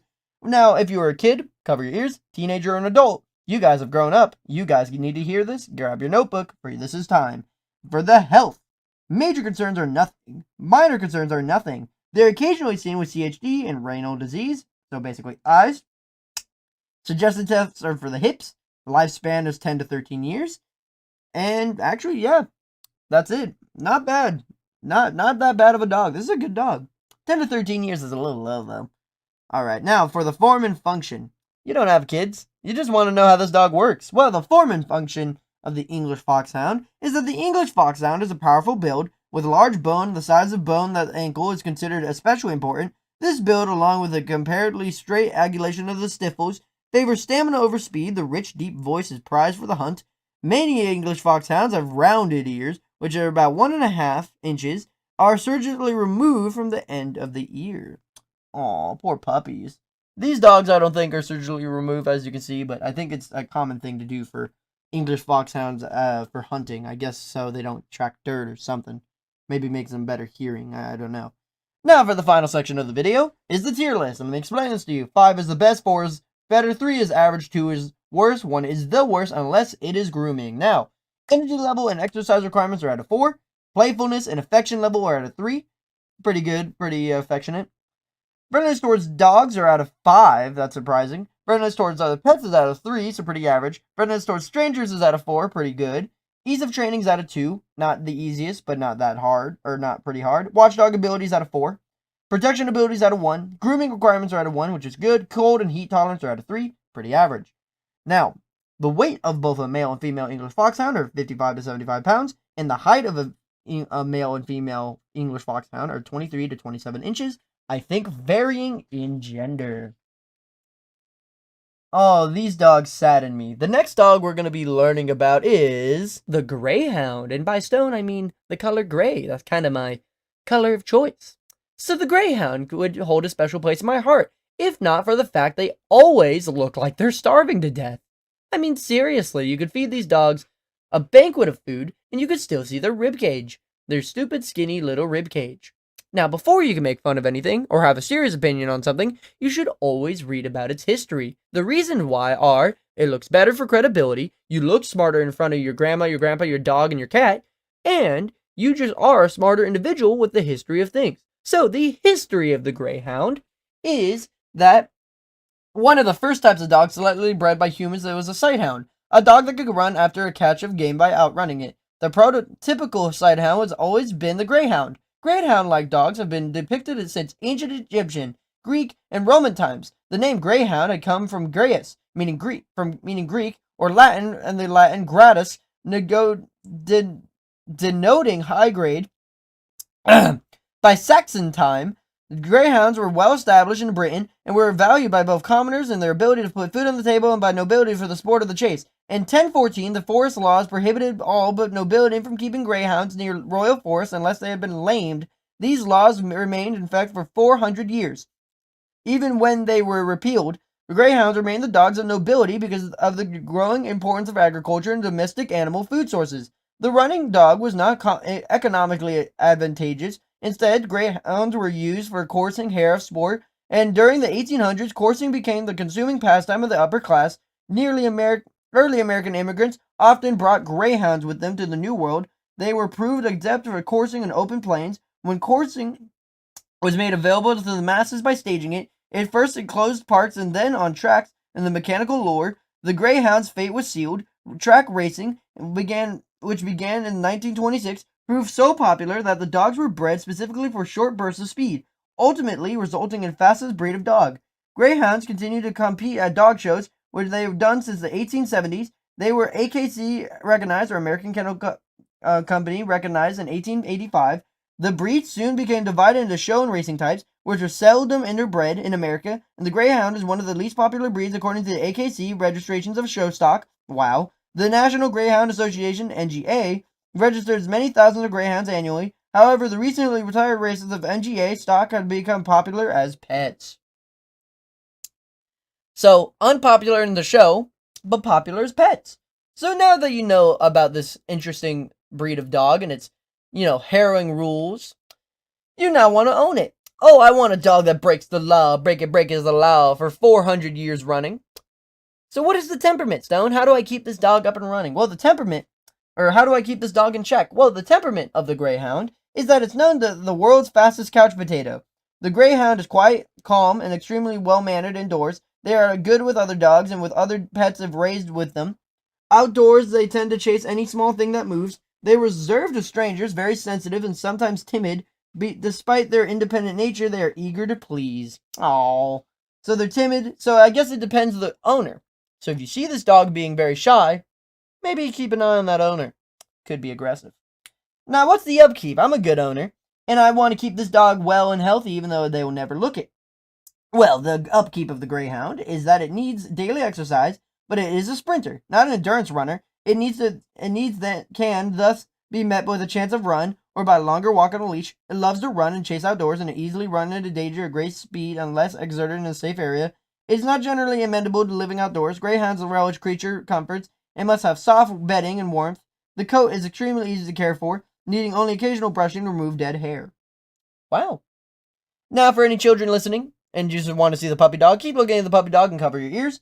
For any adults watching, please, or any adults or teenagers watching, please grab a notebook because it's time to learn about the health of the Greyhound. Their major concerns are nothing. Their minor concerns are esophageal achalasia, gastric torsion, and osteosarcoma. They're occasionally seen with nothing. Their suggested tests are nothing, though I would say checking of the stomach would be good. Their lifespan of 10 to 13 years, and a personal note for this dog is that racing injuries, especially toe hock and muscle injuries, are common. So there are common concerns. I don't know why it doesn't say that. In retired NGA dogs, both NGA AKC Greyhounds are sensitive and a barbiturate anesthesia are prone to lacerations of tail tip injuries. Okay. Now, you don't have a kid, but you want to know the form and function. Imagine these pictures on there. What is the form and function of this dog? Well, the form and function is that the ultimate running dog, the Greyhound, is built for speed. Its long legs and arched back enable it to contract and stretch maximally while executing a double suspension gallop.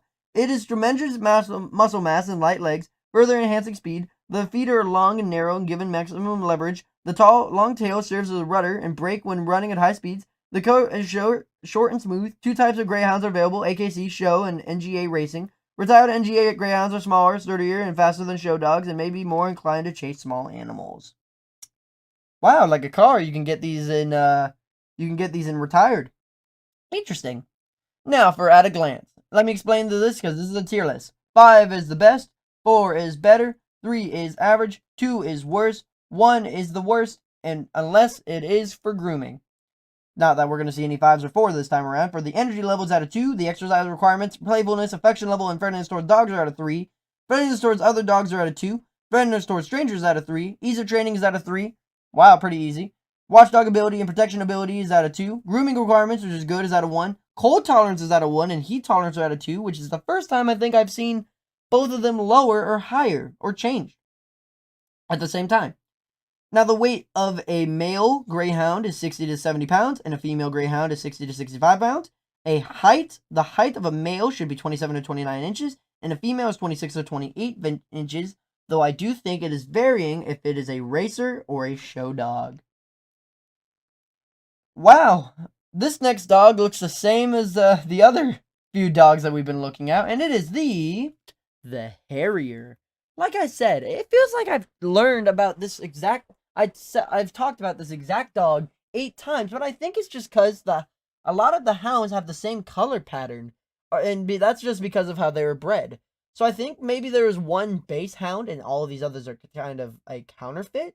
I guess that's the best way of explaining it, because I swear I've talked about this dog before, but I guess I haven't, because now we're on page 78, which is the Harrier, and next time we're gonna be on page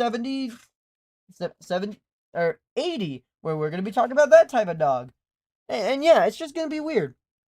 Like this dog. This dog is very weird. But before I can have a major opinion on anything, or make fun of anything, or have a joking opinion on something, I should understand where it's coming from. Learn its history, not only for its own credibility and, just so I don't make fun of something for the sake of making fun of it, but also because, well, let's face it, it makes you look smarter, makes you look more credible, and just makes you, smart and makes you, teach a fun fact to your mom, your dad, your grandma, your grandpa, or your pet Harrier.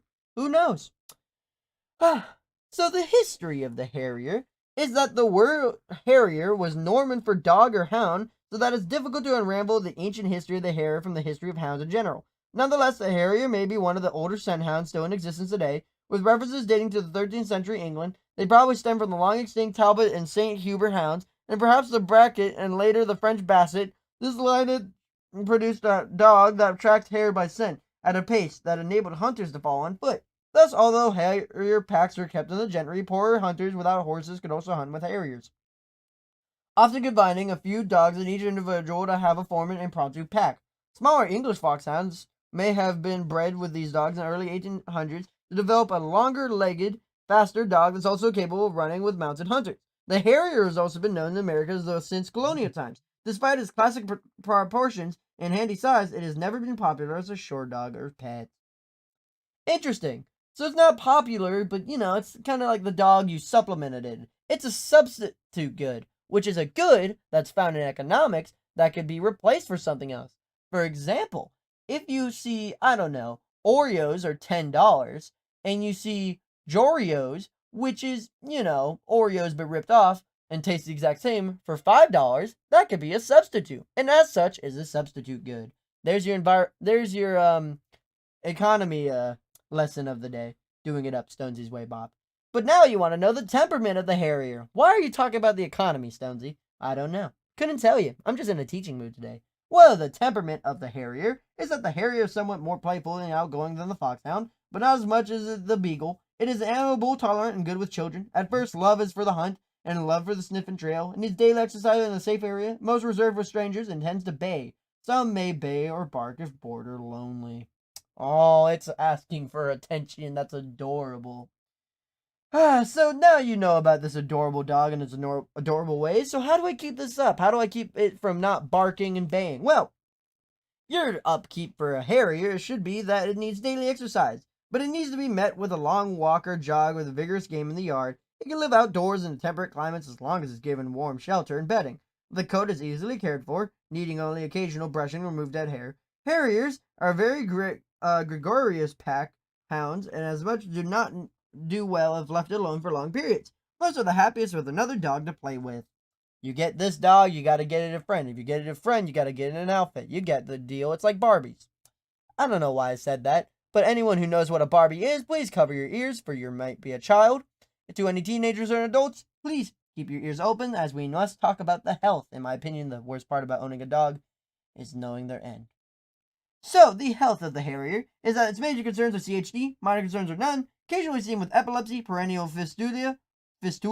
Their suggested tips are for the hips and the eyes. Their lifespan is 12 to 14 years. No special note needed. Now, what is the form and function of this dog? Imagine not seeing this dog. What is its form and what does it function as a dog? Well, the form and function of the Harrier is the smaller version of the English Foxhound. See? Told you we've talked about this dog before. More suited for hunting hares. It has large bone for its size and a slightly longer tail. It is a scenting pack hound that can be capable of running at other dogs, scenting its quarry, and hunting tirelessly over any terrain for long periods. It has gentle expression with a relaxed and alert and aroused. When aroused, the coat is short and hard. Now, for the final part of this episode, the tier list. Now, let me give it. 5 is the best, 4 is better, 3 is average, 2 is worse, 1 is the worst unless it comes to grooming. So, the energy level, the exercise requirements are both at a 4. It can do a lot of things, but it also needs to be outdoors. The playfulness and affection level are both at a 3. Basically, you gotta play with it. You know what I mean? Well, the friendliness towards dogs is at a 5, alright. Means it does good with other puppy dogs and it'll be just fine. Friendliness towards other pets is also at a 3. Friendliness towards strangers, strangely, is at a 4, don't you see? Well, you don't, but ease of training is at a 2. Oh no. Watchdog abilities out of 5. It'll watch you full show. Protection abilities out of 1, but good news, so is grooming requirements. The cold and heat tolerance are at 3, and that's not the pits. The height of a male is 45 to 60 pounds, and a female is 35 to 45 pounds. The height of both male and female is 19 to 21 inches. So yeah, I hope you guys have a super fantastic, wonderful day.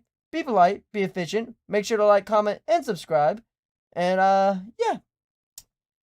Without further ado, oh yeah, right, we must know what the heck dog we're learning about next time. Well, the dog we'll be learning about next time is the Ibizan Hound. Today we are going to be learning about the Ibizan Hound. You know, I say it twice and people are like, I bet people think, oh, you haven't edited it. No, I'd have. I've edited this. I edit all of this. I just, when I'm stuck with a word, I'm not going to hide it. But yes, today we're learning about the Ibizan Hound. What a very cute, strange creature. As a baby, it looks like a bulldog, but as an adult, it looks like a... Oh, where's that dog we learned about recently? It looks like a Greyhound as an adult. This dog can't pick its own species. How strange. But before you can make any opinion on something, or, you know, have a strong opinion on anything, you should always look for its history. Not only does it build your credibility, makes you look smarter in front of your grandma, your grandpa, and your random 3D image of Papyrus from Undertale, but it also just makes you a smarter person in general. And smarts isn't just about knowing things, it's about using them in the real world. For example, Einstein could have found Einstein could have found E equals MC squared, but it was because he shared it is what made him smart. More examples later on. So, the history of the Ibizan Hound, I'm going to just call them the Ibi Hound. The history of the Ibi Hound probably shares the same roots as the Pharaoh Hound, bearing uncanny resemblance to the dogs depicted in Egyptian tombs and the jackal gods Anubis. Ancient Phoenician sea traders may have taken the dogs in the Balearic island of Ibiza, where they remained in relative seclusion. Ibiza saw many rulers through the ages, coming under the auspices of the Egyptians, Chaldeans, Carthaginians, Romans, Vandals, Arabs, and most recently Spanish. Spanish farmers on the island used them for hunting. With little outside influence, the dogs of Ibiza remained uncontaminated by crosses of other breed. The hard conditions of the island imposed stringent selection by islanders because the only best rabbit hunters could be allowed to procreate or, for that matter, survive. These factors produce hardy, true-breeding dog until challenged of the ancestral stock. The first Ibizan Hound came to America in the 1950s. The breed's striking appearance aroused much attention, but has failed to track the... man, I am just hiccupy today. It's because I had soda today. I had a new Mountain Dew flavor, so I'm very gassy. Attracted a great number of pet owners. It gradually gained in popularity to warrant AKC, the American Kennel Company, recognition in 1979, but the Ibizan Hound remains one of the rarer breeds. Ooh, well, my son is rich and fancy, and he loves islands. And he wants a rare breed. So, Stonesy boy, what is the temperament? Is he gonna bite my dog? Is he gonna bite my son, and we would have to put it down like the mangrove dog that he is? Well, you rich person that's watching this video, the Ibizan Hound's temperament is that its graceful Ibizan Hound retains great hunting instinct, using its acute senses for hearing the smell of the locate small animals and relishing the opportunity to chase anything that moves. Unlike most sighthounds, it barks when chasing and is reserved for strangers. Some can be timid. It is gentle, mild-mannered, intemperate, and loyal. It makes a quiet house pet. So now that you know that, what is the upkeep? How do I keep this dog in check? My very rich and very famous son wants to know. My son is Justin Bieber. Well, the upkeep of the Ibizan Hound, you rich scoundrel, you, is that as an independent and athletic dog, the Ibizan Hound needs daily exercise in a safe area.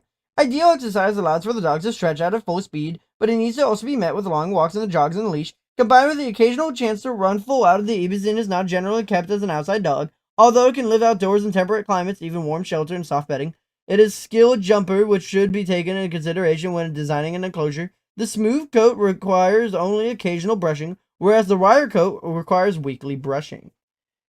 Now, to any children listening, cover your ears. To any teenagers or adults, please get your notes, books out if you own an Ibizan Hound, for you must now know the health.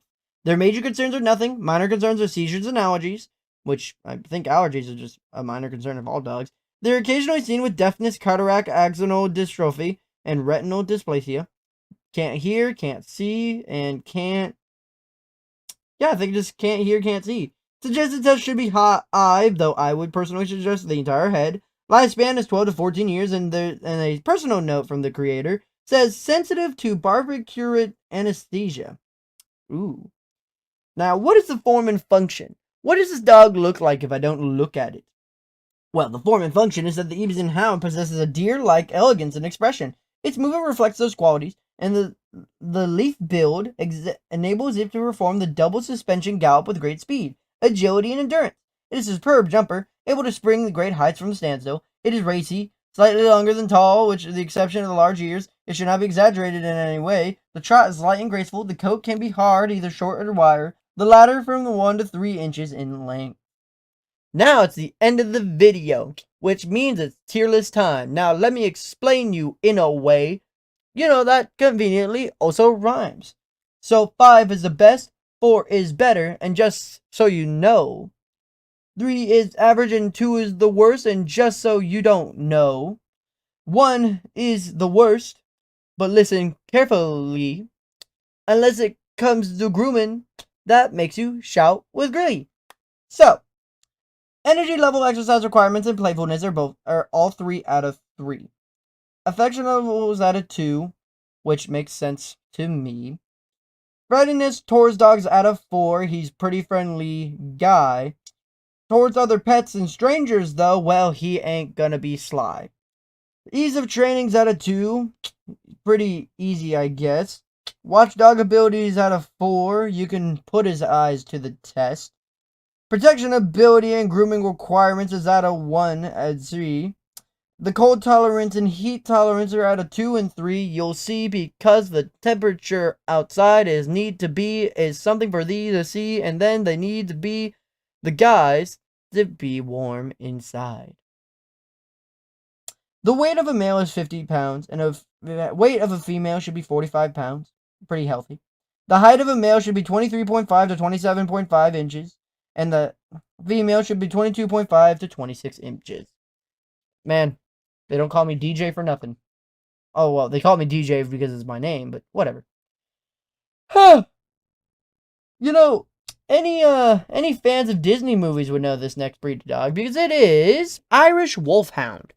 Now, if you're curious about why I said last time that you might recognize this dog helped Captain Jack Sparrow get out of the clank, and also tried to help all those prisoners, but he wasn't feeling as nice.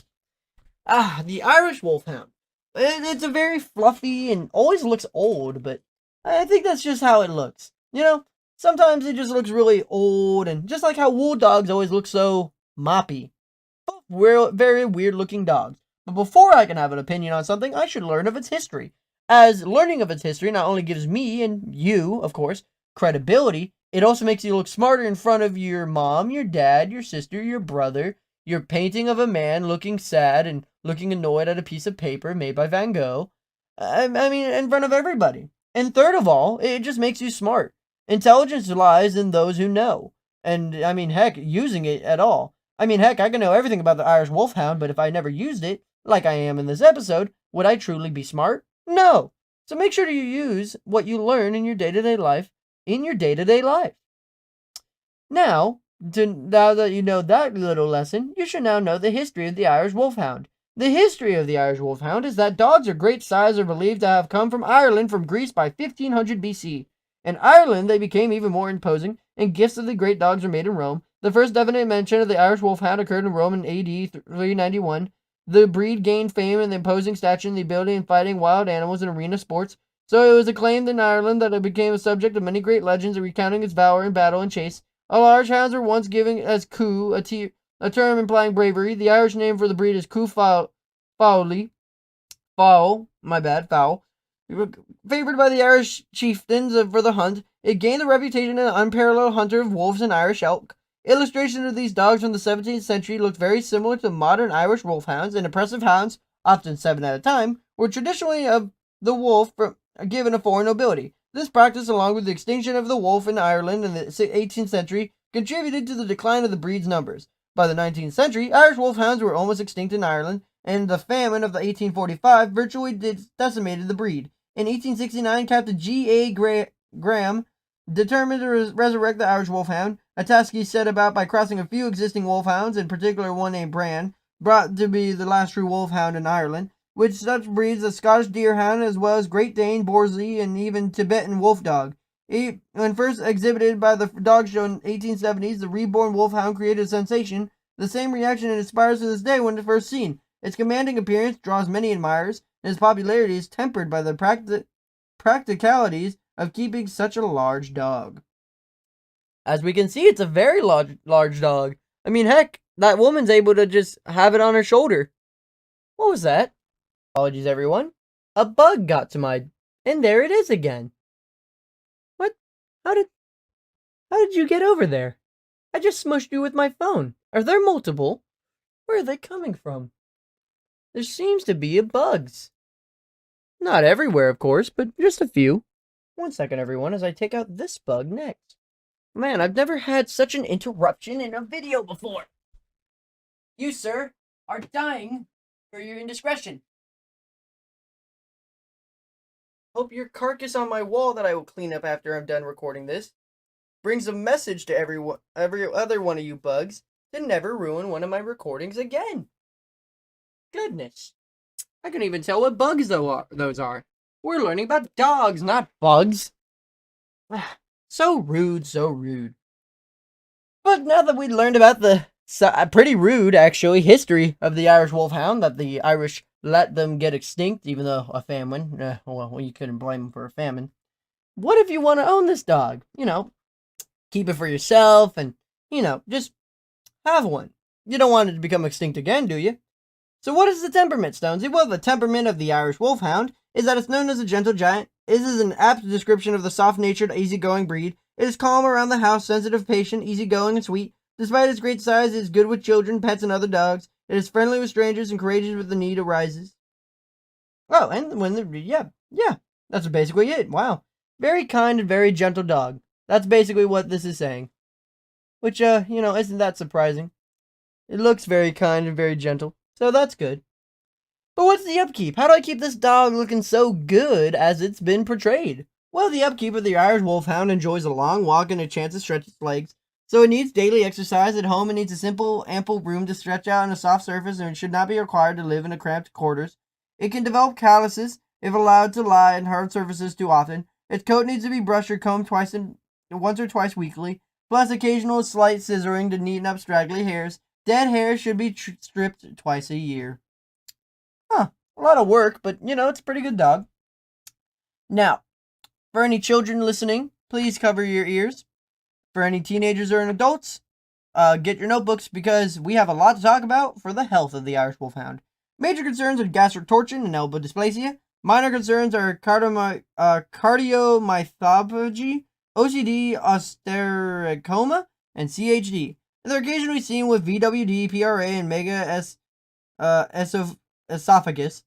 Their suggested tips are hip, cardiac, Holter monitor. Their lifespan is 5 to 7 years. Wow, really short. And it should be noted that it's sensitive and barbecued anesthesia prone to tail up injuries. Now for the form and function. What if you didn't see this dog right now? What's its form and what's its function around the house? Well, it's the tallest of the side hounds. The Irish Wolfhound resembles a rough-coated Greyhound, although more powerful build. Great size is especially valued to the breed, and this combination of speed, power, and size enables the Irish Wolfhound to run down and overpower large prey. Despite its size, the breed should be gracefully built, its gait easy and active, its head held proudly. The rough coat, which provides protection against the cold and damp, as well as its opponent's teeth, is especially weary and long over the eyes and under its jaw. Now, for the final segment of today's video, let me give you a nice little rundown. 5 is the best, 4 is better, 3 is average, 2 is worse, 1 is the worst unless it comes to grooming. Probably going to be a problem with the dog. Energy levels out of 1, very non-energetic. Exercise requirements are out of 3, makes sense. Playfulness is out of 1, makes sense. Affection level, friendliness towards dogs, other pets, and strangers are all out of 3, so pretty average. Ease of training's out of 2, so pretty easy. Watchdog abilities out of 3, pretty good. Protection abilities out of 2, I'd probably raise it to a 4 for its size, but whatever. Grooming requirements is out of 3, really high. Cold tolerance is out of 4, really high. And heat tolerance is out of 1, very low. So they can't do the heat very well. Now for the weight. The weight of a healthy male should be at least 120 pounds, and for a female is at least 105. The height of a male should be at least 32 inches, and of a female should be 30 inches. That is one tall dog when you look at it up and down. Oh my goodness, this next dog we're going to be talking about is super cute and super fluffy, and it is Norwegian Elkhound. It looks a lot like a husky. I bet it gets mistaken as a husky. How does it feel to be the rip-off husky, you Norwegian Elkhound, you silly doggy? Well, before you can make fun of anything, even if it's a minor or major, you should learn of its history. Not only does it build your credibility, make you look smarter in front of your mom, your dad, and your picture of, you as a baby, but it also just makes you smarter and more credible. But don't ever think that smartness only comes from knowing things. It's using them in the real world. As a matter of fact, Albert Einstein would have never figured out how to do, would never have been smart until he started doing things in front of other people to show he's smart. Intelligence comes to those who truly know how to push it. It's never about knowing, it's about knowing and showing and evolving. And that's called being human. But we don't care about humans, we care about dogs. So the history of the Norwegian Elkhound is that the Elkhound is an unusual hound because of its roots lie in the Spitz breeds, which it still closely resembles. Its placement in the hound group reflects partly in the misinterpretation of its original Hund name as hound, but mostly because of its functionality as a scent hound, using its tracking abilities to hunt moose and larger game. The Elkhound has served as a hunter, guardian, herder, and defender since at least the time of the Vikings. In a land of sub-zero temperatures, steep snow, thick forests, and rugged mountains, only the hardest of breeds would evolve to perform a variety of jobs which the Elkhound excels. Of all its roles, hunting of the elk, actually moose, Actually, moose is this breed's forte. Two hunting style elkhounds are used. The bound hound is attached by a long line of the hunter while tracking the scent. The lost hound tracks the head of the hunter until it confronts its quarry. Its goal is to hold the moose at bay, and will hunt quietly if the moose begins to run away. If the moose stops, the dog begins barking fiercely to alert the hunter, nimbly jumping in and out toward the moose. It deftly avoids the swinging antlers. Either way, the elkhound's job is not to kill the moose, but to locate it and hold it at bay until the hunter can shoot it. Although the breed can be carefully bred for centuries, only since the late 1800s were pedigrees kept in and breeding according to a standard performed. The breed had also exhibited at the Scandinavian dog shows. Since that time was brought to England and America shortly thereafter. The American Kennel Company, or AKC, recognized the breed around 1930 and has enjoyed moderate popularity since then. In Scandinavia, the Elkhound is still tested by grueling moose hunts and may entail an entire day of tracking. What a very strong yet silly looking dog. Well, now that you know of its cool little hunting past with the Vikings, you want it. So you want to know its temperament. What, is it good with kids? If it's good at hunting, it may be not so good with kids. But then again, it hanged out with Vikings all the time, so it's hard to say. Maybe it's as violent as a Viking. Ooh, well, the temperament of the Norwegian Elkhound is that the Norwegian Elkhound combines the traits of hounds and Spitz-like dogs, resulting in the breed that is bold, playful, independent, alert, and boisterous. It's a dog ready for adventure and happiest if the adventure takes place outdoors in the cold weather. It needs daily exercise lest it become frustrated or even disruptive. It's friendly with strangers and may quarrel with the strange dogs. It tends to pull on a leash unless strained, and it does bark a lot. Well, it is kind of looks like a hound, so it must act like a hound, or a hound. So it makes sense. But what's the upkeep? How do I keep this dog loud and happy and silly and runny all the time? So what's its upkeep? Well, the Elkhound was developed in the hunt all day after grueling conditions. It needs daily exertion in order to feel satisfied. This can be in the form of a good jog, very long walk, or invigorating play session. It can live outdoors in temperate or cool climates. It's happiest living in the family. Its double coat needs brushing twice a week and daily during main shedding season when it sheds a lot. Now, if you're a child who just wants to look at the silly puppy dog, please cover your ears with the video. To any adults or teenagers who own a Norwegian Elkhound, please get your notebooks out, for it is time for the health of the Norwegian Elkhound. Now, when I say health, I actually mean the health concerns. It's just literally titled health in the book. Now, for the major concerns, it's CHD. Minor concerns are hot spots, kidney disease, renal dysplasia, sebaceous cyst. They're occasionally seen with Fanconi syndrome, PRA, patellar luxation, and intracutaneous cornifying epithelioma, my bad, and suggested tips are hip, eye, urine for Fanconi, and their lifespan is 10 to 12 years. Now, you don't own any kids, and I just basically told no one in the room to do anything. So what's the form and function, Stonesy? If I wasn't looking at this dog, how would I know what it is? Well, the form and function is that a typical northern Spitz-like breed, the Norwegian Elkhound is square proportioned, close coupled, and substantial boned. Broad head, picked ears, and slightly curled tail is constructed for agility and endurance. Rather than speed, enable it for trail for hours and then speed with big game at bay by barking and dodging attack. Its trot is effortless. Its thick, smooth line coat consists of straight outer hairs and woolly undercoat. This combination presents the best protection against cold and snow.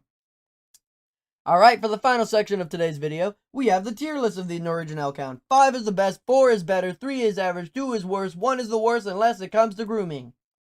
Now, energy level is at a 4, pretty high energy. Exercise requirements are at a 3, pretty average. Playfulness is at a 4, pretty big. Affection level is at a 3, average. Friendliness towards dogs and other pets is at a 2, so worse, but you know. Friendliness towards strangers is at a 4, which is eh. Ease of training and watchdog ability are at a 3, so pretty easy to train and pretty easy to see. Makes sense, as they were gatherers, not necessarily hunters. Protection ability and grooming requirements are at a 2. Pretty high for grooming requirements, which is kind of scary. Cold tolerance is at a 5, so these dogs can withstand the cold and then some, but heat tolerance is at a 2 for the trade, which means they can't take the heat very well. Thick coats and such. Now, for the weight of a male, a healthy weight of a male should be 55 pounds and a female 48 pounds. For the healthy weight of a male Norwegian Elkhound should be 20.5 inches, and female should be 19.5 inches for their height. Oh, wow. The next hound is seen in a Disney movie, as a matter of fact, because it is the otterhound. Now, I say this dog is from Disney, And the only reason why I say that is because this looks like the dog from The Secret Life of Pets. I'm not 100% sure though. It's fluffy, it's fatted, it probably likes hot dogs. I mean, heck, imagine being so made fun of a breed that your actual breed name is Otter. That's quite embarrassing. But before I can have any strong opinions or make fun of anything, I should understand where it's coming from. I should understand its history, and even if I'm trying to defend myself in an argument, I should know the history of some things. Because if you know the history of something, not only do you build your credibility, make you look smarter in front of your mom, your dad, and your Winnie the Pooh hat that stares at you behind the light when you do your audiobooks, but also it just makes you smarter in general. Now, intelligence doesn't lie in knowing information. It lies in knowing information and using it. So if you ever learn something from this and your mom or dad or Winnie the Pooh hat that's scaringly looking at you and I think is gone now, where did it go, is trying to be like, oh, I want to know about the otterhound, you should either A, go to this video and show them this, not totally being biased, or B, you should learn from this video, take notes, and just, learn from this at all. This is a great way to learn with education. And honestly, even though it's just about a dog breed, later it'll be about, oh, I don't know, what other educational books I got? Tanks, guns, cats. I do have a book on cats. I'm just doing dogs right now. When we're done with the hound group, I'm actually going to switch to another book, but I don't know yet. But yeah, the history of the otterhound, speaking of, is that one of the most unusual members of the hound group is the otterhound, a hardy, tussled scented hound of uncertain origin. The breed may have originated in France. It closely resembles the old French Vendeen hound. Other breeds that may have played a part in the Other breeds that may have played part in the origin were the Welsh Harrier, Southern Hound, a foxhound-like breed, Bloodhound, or any type of water spaniel. Whatever the generic makeup, the otterhound came a full unique niche of the hunter otters in England, and thus most associated with the country. King John kept his first documented packs of otterhounds in 1212, 1212. The breed was useful for finding otters and depleting the fish in local streams. They would trail the otter in its den and babe when it's locating it. The hunters would then remove the otterhounds and then send small terriers to dispatch the otter. Otter hunting was never among the most popular of sports, lacking formal trappings of fox hunting and taking place under wet and uncomfortable conditions. Nonetheless, the sport reached its peak during the latter half of the 19th century, when over 20 packs were hunting with Britain, but a century died out at the Second World War, and the first otterhound came to America at the beginning of the 20th century and was recognized by the AKC, or the American Kennel Company, soon after. Otterhound aficionados have been especially adamant in the breed retain its functional characteristics without succumbing to exaggerating grooming practices for the temptation breed only a competitive show dog. Even though the practice is maintained a true otterhound type, the breed has never been especially popular as a show dog or pet. Despite the fact that the otterhound is one of the most ancient of the English breeds, it is one of the rarest of English Kennel Club, or AKC, recognized breeds, averging precariously close to extinction. Oh no, puppy is close to extinction. Well, if you don't want this dog to go extinct and you want to get the breed, what's the temperament? How's it do with kids? How's it going to do with my kids? Well, the temperament of the otterhound is that as a packhound, the otterhound is amiable with other dogs. As a hunter, is an innate urge to follow the trails of mammals. Once on a trail, it's determined to single-handed and nearly impossible to dissuade from its task. Even though the otterhound's job is not to kill its quarry, it is still nonetheless give chase to small animals. The otterhound still loves to hunt, sniff, trail, and especially swim. At home, it's boisterous, amiable, and easygoing, although stubborn, affectionate with its family, and very good at children. Because the otterhound was never traditionally kept as a pet, it is among the most responsive of breeds. However, the otterhound is a low-key dog that can function as a quiet companion. Very cool. It's very kind, but, very distant. I understand that. It's a cool type of dog. But yeah, now you know this. What's the upkeep? Even though most would say you shouldn't groom it, what is the upkeep of the otterhound? How do I keep it in its fast, happy glory? Well, the upkeep of the otterhound needs daily exercise in a safe area or on a leash. It is loud, melodious voice that carries for long distances. The otterhound's coat requires only weekly brushing or combing. It may need a beard wash more frequently. Tidiness is not one of its virtues. The large, hairy feet tend to hold debris and mud. The long hair around the mouth could hold water and food. It can sleep outdoors in temperate or cool climates, giving good shelter. Oh, it's a messy puppy. It's a messy puppy. Just like my puppy is, except he's sleeping in another room. I would talk to him, but he's sleeping in another room, and he's just over there. Now, for any children listening in, please cover your ears. For any teenagers and adults, please get ready for the health for the health section of this. By health, I mean health concerns of the animal. And I usually do say don't listen to this if you're a kid. But that's just so, you know, the magic of an animal stays alive and you don't gotta teach them that through me. So, the major concerns are CHD and gastric torsion. Minor concerns are elbow dysplasia, CTP. They're occasionally seen with epilepsy and thrombopathy. And their suggested tests are hip elbow DNA or for thrombopathy. Thrombopathy, their lifespan 10 to 13 years. Alright, so I don't see this dog. What's the form and function, Stone? Well, the form and function is that the otterhound is a large dog with a somewhat stocky build, slightly longer than tall, not exaggerated in any way, enabling the slow, steady pace for long distances without tiring. This coat, which consists of rough, coarse outer coat, combined with soft, woolly, slightly oily undercoat, is essentially protecting it from brambles and cold water. Its fairly large nose and muzzle, allowing ample room for olfactory receptors. Its large feet provide traction over rough and slippery terrain. This is a strong athletic breed that can withstand harsh weather and long strenuous hunts. This expression is open and amiable, reflecting its temperament. The otterhound is noted as a steadfast pursuit of its quarry, despite the roughest of conditions. It has an acute sense of smell and can trail unerringly through running water and over all sorts of terrain. Now, for the final section of today's video is the tier list of the otterhound. 5 is the best, 4 is better, 3 is average, 2 is worse, and 1 is the worst unless it comes to grooming, because we do not want high grooming. Too much work. So, the energy level is out of 2. Pretty low in energy. Exercise requirements and playfulness is out of 3. The affection level is out of 5. This is a lovey doggy. Friendliness towards dogs and other pets is out of 3, so pretty average. Friendliness towards strangers is out of 5, so that might be a little sketchy. Out of 2, pretty easy to train. Watchdog abilities out of 4, pretty good to keep an eye on things. Protection abilities out of 1, pretty low. Grooming requirements are out of 3, which is not good. Cold tolerance is out of 4, and heat tolerance is at a 2. Can take the cold, can't take the heat. Seems to be a common theme with the hounds. Oi. Sorry, it was a hiccup kind of burp. It felt weird, so I said oi. Oh my goodness. Well, the healthy weight of an otterhound male is 115 pounds. Oh my goodness. Do you know how much 115 pounds are? Oh, he's a fat boy. And for a female, it's 80 pounds. Oh, you're also fat. I love both of you. The height of a male should be 27 inches and female is 24 inches. I want that into perspective. 27 inches, about 3 foot in gait. And it's 105 pounds. That dog can crush a rib. Did you know the mathematics of a weighted blanket is your weight divided by 5 times 2? So I weigh 130 pounds.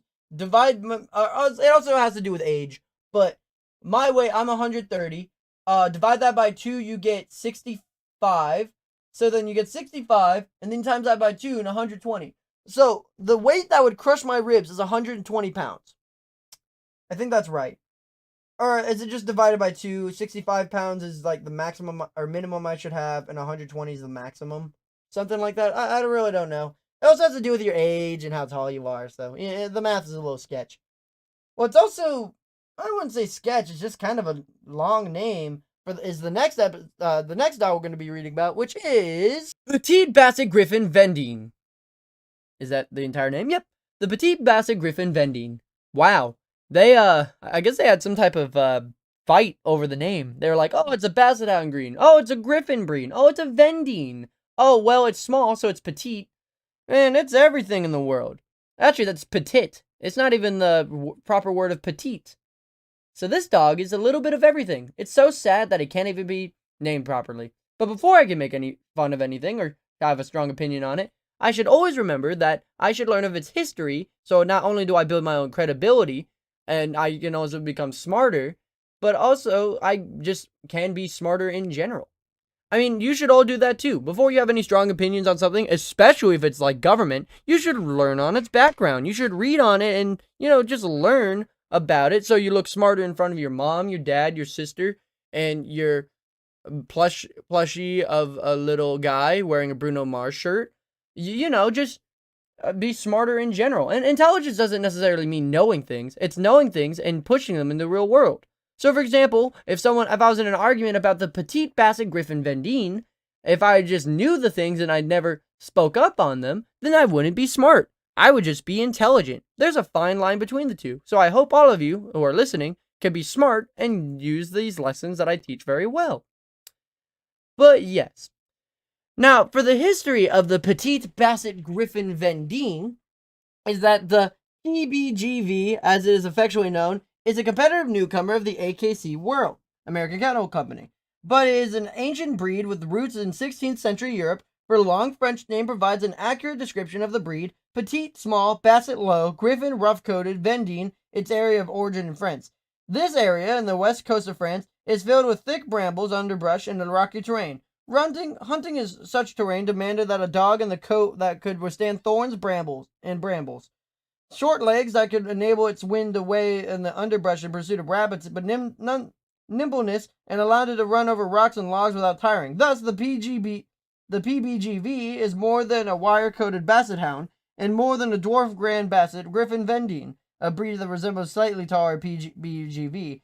Even though it's closely related to both breeds, in England in the mid-1800s, the PBGV was shown the Basset Hound was a wire-coated variety, but the PBGV is longer-legged, more nimble hound. In France, the Griffon Vendeen was considered to be one of the breed of two sizes until 1950. The two sizes were still interbred until the 1970s. The AKC recognized the PBGV in 1990, and since the PBGV has attracted many new admirers, such as the merry disposition and tousled carefree appearance. Wow, so this dog is basically was a governmental fight for who the heck owns this dog and what the heck it is. It's been everywhere, but only recently in the 1990s, which is only 30 years ago, was finally recognized, which is crazy to think about, really. But yeah, now we know its very diluted history. What about its temperament? What if I want to own one of these dogs and have arguments about my dog and how I know it's better than it? Well, the temperament of the PBGV, as I will now happily call it, thank goodness they have a different name for it, is that despite its appearance, the PBGV is not a Basset Hound in a wire coat. It is merry, inquisitive, tough, busy dog, always on the lookout for excitement and fun. It loves to sniff, explore, trail, and dig, and true hunter at heart, amiable and playful, and is good with children, other dogs, and most pets. It is friendly towards strangers. It is stubborn and independent, and tends to dig and bark. Wow, so it's a Basset Hound, but not such a Basset Hound. Also, I don't know where they say he's a Basset Hound. He doesn't really look like one. He doesn't have the big floppy ears of one, but whatever. So now that you know the temperament, how do I keep this dog up and running? How do I keep it super friendly and super kind? Well, the upkeep of the PBGV is that it's not content to lie around. Its exercise requirements can be easily fulfilled. However, by a good walk on a leash or vigorous romp in the yard, it is happiest when dividing its time between house and yard. The coat needs weekly brushing and occasional tidying of strangling hairs. It's not that bad. Just every week you gotta brush them a little bit, that's all. Now, if you are a child, please cover your ears. If you're a teenager or an adult, please, if you own a Petit Basset Griffon Vendeen, then please grab a notebook, for this is important. It's the health section, which means anything of concerns, health, or what it's commonly seen with. Their major concerns are nothing. Minor concerns are odious externa, CHD, PPM, and some retinal and corneal conditions. They're occasionally seen with meningitis, patellar luxation, epilepsy, hyperthyroidism, intervertebral disc disease, Your suggested tips when you take them to the doctor is for their hips and eyes. Their lifespan is 11 to 14 years. Now, I don't have any kids, and I want to know what this dog looks like and how it functions. Because, if they're not going to know, how do I know what I want with this dog? Imagine these pictures on here. Well, the form and function of the Petit Basset Griffon Vendeen is that a correctly proportioned PVGV is about 50% longer than it's tall, enabling it to push its way through dense thickets and make a strong bone of surprising nimbleness. Its gait is free, giving an appearance of a dog that is capable of a full day in the field. The tussle appearance results in, apart from its rough coat and long facial furnishings, this, in combination with a thick, shorter undercoat, gives the PBGV ample protection against brambles and the elements. Its expression, alert and friendly, reflects its nature. Now, for the final part of this episode today, because we've been recording for 35 minutes, I don't know if that's what it's going to be in the end because I need to edit it, is for the tier list. So now, let me give you a rundown. It's a tier list of the dog. So 5 is best, 4 is better, 3 is is average, 2 is worse, 1 is the worst unless it comes to grooming.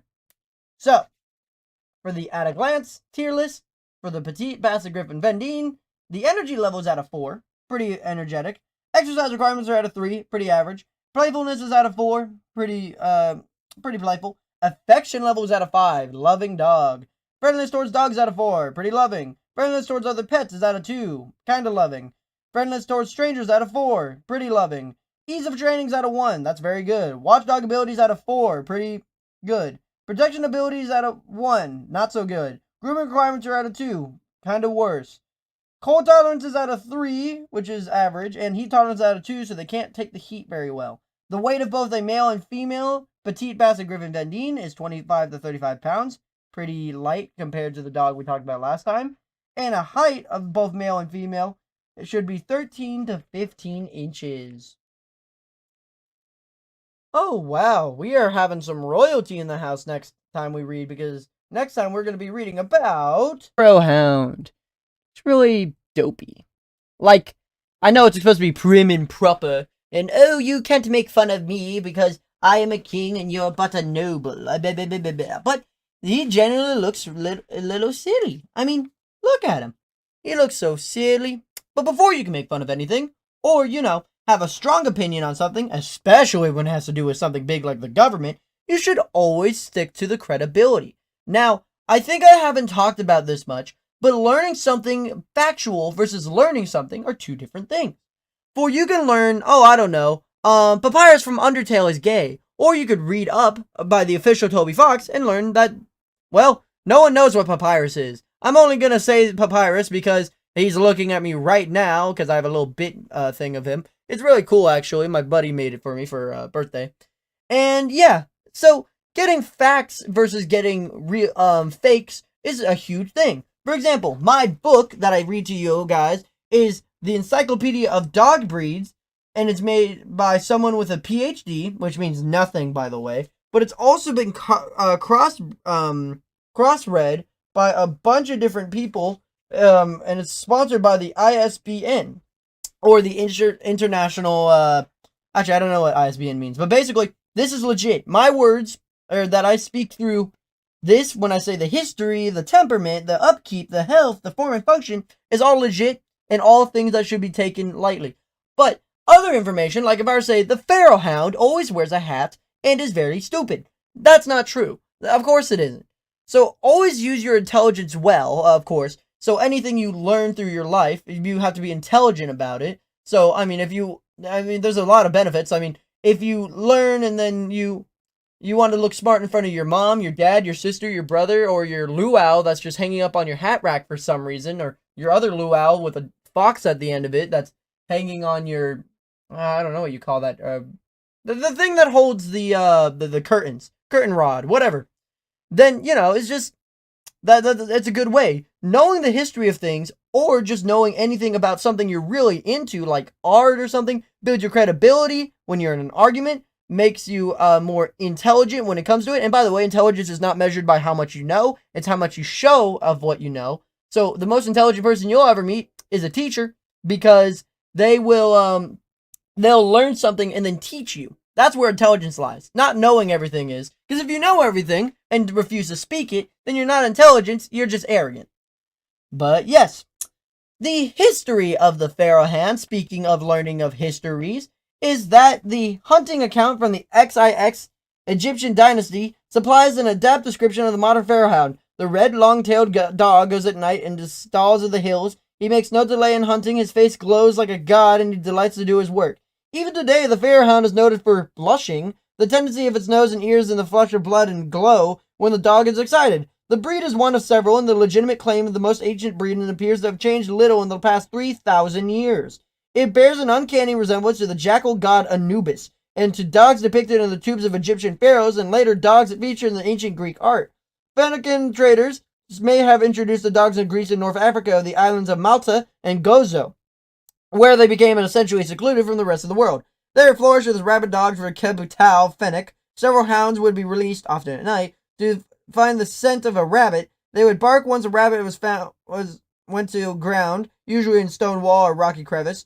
The belted ferret would have been sent after the rabbit. The one hound would follow its progress by sound until the rabbit was flushed and caught by the dog. The Pharaoh Hound was now national dog of Malta. In the 1960s, the breed was rediscovered and imported to England and later America. The American Kennel Company, or AKC, recognized it in 1983. This is a very old breed, over 3,000 years. Oh my goodness. Well, you now want to own one of these ancient pharaohs in your own home. I mean, you get to own a pharaoh. That's pretty cool. So what's the temperament? How does it do with kids? Well, the Pharaoh Hound's temperament is that the Velvet Pharaoh Hound is more gracious in addition to the home, though it surely is that. It is keen hunter and an exuberant chaser. Although it's calm while indoors, it loves to run and is sensitive, loving, gentle, and good with children and other dogs, and may chase strange animals. It tends to be reserved with strangers. Some are even timid. It is independent but willing to please. The breed has unique characteristics of blushing when excited and the nose and ears turning a rosy color. That is adorable. So unlike most pharaohs or leaders, they're kind and considerate towards children. Ain't that a plus? Now, you want one of these pharaohs and basically ancient gods in your own home. So what's the upkeep? What should you do? How do I keep it in its godly presence? Well, the upkeep of the Pharaoh Hound relishes the opportunity to stretch its leg in the safe area. Although it can manage with long daily walks on the leash and occasional sprints, it needs soft bedding and warmth and generally should not be expected to sleep outside except in warm climates. But it would still prefer to sleep in its family. Its coat is low maintenance, requiring only occasional brushing to remove dead hair. Now, for any children watching, please cover your ears. For any adults or teenagers, we are doing the health section. Take your notes if you own a Pharaoh Hound or you want to own a Pharaoh Hound. And yeah. Major concerns are nothing. Minor concerns are nothing. Occasionally seen with nothing. Their suggested tests are nothing. Lifespan is 11 to 14 years, but there's a note that they are sensitive to barbituric anesthesia. Wait, what? Hold on. Major nothing, minor nothing. Occasionally seen with nothing. Suggested tests are nothing. Lifespan is 11. Huh. I think the first time ever, and I think the only time, we have a dog with no health troubles.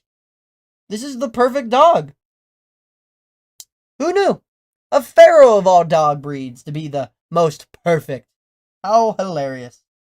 Now, you don't see the picture. I mean, I definitely don't. I still got my Minecraft machine going. So what's the form and function, Stonesy? What would it look like and what does it do? Well, the form and function is that it's, although considered a sight hound in America, the Pharaoh Hound hunts by both sight and scent, as well as hearing, as exaggerated Greyhound-like build, combining grace, power, and speed, enabling it to run nimbly around rocky walls and ground. Its good nose, large and mobile ears to help it follow animals underground, slightly longer than tall, its gait is free and flowing with the head held high. The coat is short and glossy. Now for the final section of the video is tier list. So 5 is the best, 4 is average, 4 is better, 3 is average, 2 is worse, and 1 is the worst unless it comes to grooming. Sorry, I'm tired. Their energy level is at a 3, pretty average. Exercise requirements is at a 4, higher than normal. Playfulness and affection level are at a 3, pretty average. Friendliness towards dogs at a 4, that's higher than normal. Friendliness towards pets and strangers is at a 2. This is where their pharaoh side comes out. Ease of training is at a 3. Watchdog ability is at a 4. Protection and grooming, fantastic, is at a 1. Cold tolerance is at a 2. They don't do the cold very well. And heat tolerance is at a 3. The weight of both a healthy male and female Pharaoh Hound should be 45 to 55 pounds. The height of a male should be 23 to 25 inches and a female 21 to 24. Though I didn't know the word pharaoh was unisex. Who knew? Well, it's a very interesting name for a dog. Going to be pretty annoying to find the name of it. But next time we're going to be reading about Plott. Now, what is Plott in a book? Well, it's simply put, not what we're talking about today. No, we're talking about the Plott Hound. Though in the book, it's called Plott. Plott. I couldn't tell you why. It generally is just a very strange name for this dog. It should be called the Plott Hound as this book, but it's put down as miscellaneous for the hound group for some reason. I guess it's a fight if it is or isn't a hound. I couldn't tell you. What I could tell you is that it's sad and it looks a little silly. But before you can make fun of anything, you should know or have a strong opinion on something, especially when it comes to government or anything big like that. you should know of its history. Actually, you should even know about something if you really enjoy it, like art, reading, or maybe dogs. Hey, you found me if you like dogs. But yeah, you should really get into what you know and get the history. Not only if you get into an argument about something you love, it builds your credibility, makes you look smart in front of your mom, your dad, or your old pictures of yourself when you're 6 and you wore a suit that looked really ugly and purple and had stripes. I don't know why the heck I wore that, maybe for a wedding. I'm sorry, I'm looking at my own picture now. It just makes you more intelligent. But intelligence doesn't actually lie in just knowing things. It's knowing things and using them. That's why the most intelligent person you'll ever meet is a teacher. Because they learn things and then they teach you. So, let's get to the history of the Plott. The history of the Plott is that the official state of the dog of North Carolina. That's me. Yippee! The Plott's roots bring from Germany, where Hanoverian Schweisshounds, were valued for their ability to hunt wild boars and track wounded game even over week-old trails. In 1750, 16-year-old Jonas George Plott bought 5 of these dogs with him to the new home in the Great Smoky Mountains. Although there were no wild boars there at the time, the dogs and their descendants proved themselves to be great cold trailers of large animals, especially bear. They didn't just find bear, but they could hold a bay or even bring down a 500-pound bear. The Plott family bred their line of blood-trailing brindle dogs for 7 generations. The dogs distributed across the Smoky Mountains as their family grew. Other mountain men incorporated the Plott Hound into their own lines of dogs, but stories disagree as the extent of, if any, other strains were introduced to Plotts. Some maintain an early cross of leopard-spotted bear dogs, and others claim crosses the fur-cur dogs, or better treating ability. It is not until the early 1900s the documented crosses of the other lines were improved the Plott strain. At the time, Gola Fersen crossed the Plotts strain of black-speckled hounds of the Belvins and Great Smokies, producing Tiji and Bus, 2 hounds which talent that even the Boss family incorporated in their blood pack into their line. This introduced the black-saddled brindle pattern into the breed. Most of all Plotts can be traced back to one of these dogs, although used primarily in the bear, boar, mountain lions. Many Plotts are the adept at treeing raccoons and coon hunters, far more populous than bear hunters, found them ideal for their needs. In 1946, the breed finally received the official name of Plott Hound when it was recognized by the UKC, or the United Nations Kennel Company. It is the only UKC coonhound breed that doesn't trace back to foxhounds. In 1989, it was designated to the official state dog of North Carolina. In 1998, the AKC, American Kennel Company, admitted the Plott only into a miscellaneous class. So it's not actually a hound, it's just Plott. Very mean name, but I call it a Plott Hound because it's in the hound group. It's strange. Now, you know the weird but kind of cool history of the Plott Hound. What's its temperament? How do I get the national dog of North Carolina in my home? Well, the temperament of the Plott Hound is that it's bred for generations as a bear or coon dog. The Plott's first nature is to sniff up a cold trail and follow it to the end, yet Plott makes it transition to a family dog with ease, being eager to please and loyal. It's an extremely courageous breed and is befitting any good hound. It's headstrong. Plotts can be wary of strangers, but generally warm up quickly. They are not gregarious with other dogs as some hounds. And true, their bear hunting heritage can be ferocious fighters. If pushed, they may tree the family cat. So kind, but annoying like a cat. You want one of these dogs all the same, though. So what's its upkeep? How do I keep this dog into its shape, a little funny way of living life? Well, the upkeep of the Plott is that Plotts are easy keepers, but they have a securely fenced yard. They need canine or human companionship and an opportunity to hunt for at least go for some woodland hikes. They enjoy swimming. Coat care is minimal. That's always good to hear. Now, the health for, children, cover your ears, close your eyes. Teenagers and adults who own Plott Hounds, I'm about to read the health concerns of them. So please get your notebooks if you own a Plott Hound or a Plott. This is important. Their major concerns are nothing. Minor concerns are nothing. Occasionally seen with CHD. Suggested tips for the hip and lifespan is 11 to 13 years. 2 for 2 on the hounds that have no medical history, huh? It's cool. But you don't have any kids. You don't even see this dog.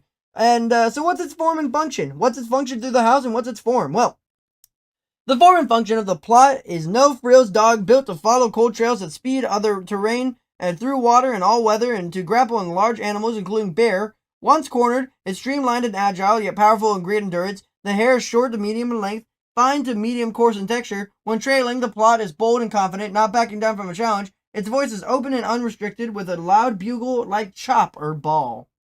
Now for the final section of the episode. 5 is the best, 4 is better, 3 is average, 2 is the worst, or 2 is worse, and 1 is the worst unless it comes to grooming. That's the tier list of the day. Energy level, exercise requirements, playfulness, and affection level of the Plott is out of 3. Politeness towards dogs, pets, other pets, strangers, and ease of training are out of 2. Pretty easy. Watchdog ability and protection ability are out of 4. Hey, pretty high for a hound. Grooming requirements is out of 1, which is fantastic. Cold tolerance and heat tolerance are out of 3, which is average. Wow. The weight of a male Plott should be 50 to 60 pounds, and a female Plott should be 40 to 55 pounds. Though, according to the United Kingdom Kennel Club, a male should be 50 to 75 pounds, and a female should be 40 to 65 pounds. The height of a male should be 20 to 25 inches, female 20 to 23 inches, and according to the United Kingdom's Kennel Club, a male should be 22 to 27 inches, and a female 21 to 25 inches.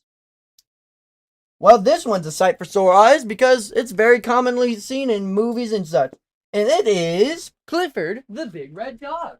And that's not even half the joke, because Red Coonhounds are what inspired Clifford, if I'm not mistaken. It is a coonhound breed that inspires Clifford. So I believe it's the red. Oh, I'm sorry. I have this written down incorrectly. That's not your name. Oh my goodness. Well, this is gonna be a rare occurrence. I need to change the It's funny because I actually remember looking at Redbone Coonhound, but I guess I just didn't redo the name. My bad. Today we are learning about the Redbone Coonhound. It's as I said, very adolescent to Clifford the Big Red Dog. But before I could have a strong opinion, or before you have a strong opinion, or say anything, or have a strong opinion on anything, especially political, you should know of its history. Not only does it make you look smarter in front of your mom, your dad, your sister, your brother, or your antlers that hold your great old sword from 1946 Europe, but it also makes you smarter. Now, intelligence doesn't necessarily make you smart, or knowing things doesn't necessarily make you smarter. I'm sorry, I've been talking this entire time, and I haven't had a drink of water. But knowing things doesn't necessarily make you smarter. It's knowing these things and pushing them out. That's why the smartest person you'll ever meet is a teacher, because they'll learn things, and then they will teach it to you, so you can become smarter as well. However, being smart and being intelligent are two different ballparks, because being intelligent is knowing things, and being smart is knowing things and teaching them to others. So, the history of the Redbone Coonhound, to learn of its history to build its credibility, is that, like most coonhounds, the Redbone derives from foxhound ancestors. Scottish immigrants brought red foxhounds to America in the late 1700s, and they may have formed the basis of the breed. The breed's development was heavily influenced by George Birdsong, a hunter from Georgia, who began to pack with a pack he obtained in the 1840s. As more coon hunters became interested in the breed, they set about to create a faster, hotter-nosed dog than even quicker to locate tree raccoons. They crossed the existing dogs and later imports of hot, swift, red Irish Foxhounds. These nearly early dogs were sometimes called saddlebacks because they tended to be red and back saddles. However, in the unusual choice of priorities of coon hunters, breeders emphasized color for several generations, preferring the solid color red dogs. The black saddle was bred out, and the breed became known as Redbone Coonhounds, either in recognition of its color or after Peter Redbone, a Tennessee promoter of the breed. In 1902, the Redbone had become the second coonhound breed recognized by the UKC, the United Kingdom Kennel Company. Almost 100 years later, in 2001, the AKC, or American Kennel Company, admitted it into its miscellaneous class. The Redbone remains the favorite of serious hunters who want a versatile hunter with uncanny treeing ability. Well, that's a kind of neat history that it's named after a hunter. But now that I want this dog, what's its temperament? How would it be with kids? Well, the temperament of the Redbone Coonhound is that Redbones are generally easygoing, gentle dogs that don't let much bother them. They want to be with their people, but they aren't clingy or in your face. Redbones are eager to please, but can become bored with formal training. They're active when on the hunt, but quiet inside. Their passion is hunting, and once the nose hits a scent, they're oblivious to much else. Redbones must set along with people, children, and dogs, but may or may not do well with small pets. Makes sense, they're a hunting dog. Now, what's the upkeep? How do I keep this dog nice and friendly and not so friendly to small animals? Well, the upkeep of the Redbone Coonhound is that because they're driven to follow their nose as fast as they can, care must be taken to exercise redbones in safe, fenced areas. They do well with daily walk or jog and enjoy swimming. Although traditionally kept as an outdoor dog, redbones are very family-oriented and make good inside dogs. Some tend to drool. They have loud, melodious voice when trailing or excited. Coats care consist of weekly brushing. Now, if you're a child, please cover your ears. If you're a teenager and adult, we're going through the health section, which talks about the major, minor concerns, what they're occasionally seen with, their suggested tips, and lifespan. So yeah, might want to get your notebook if you own a Redbone Coonhound. For their health, its major concerns are nothing, minor concerns are nothing, they're occasionally seen with nothing, suggested tips are for the hip, lifespan is 12 to 14 years. Not bad. Now for the form and function. How does this dog stay, pretty looking? And imagine you don't see a picture of the dog. What do they look like? Well, the Redbone is a versatile hunter that specializes in treeing raccoons, but also excels in trailing and treeing bear, cougar, and bobcat. It's both fast and agile, able to tirelessly traverse swamplands through rocky hills, and even swim through water at a fast pace. It can follow a cold trail as a sweet voice on the trail. The coat is short and smooth, but coarse enough to provide protection.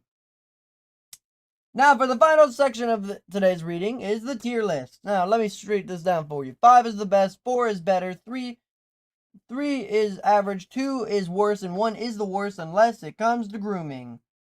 Now, energy level, exercise requirements, and playfulness are all out of 3, pretty average. Affection level and friendliness towards dogs are out of 4, so pretty up there. Friendliness towards other pets is out of 2 because of the small pets.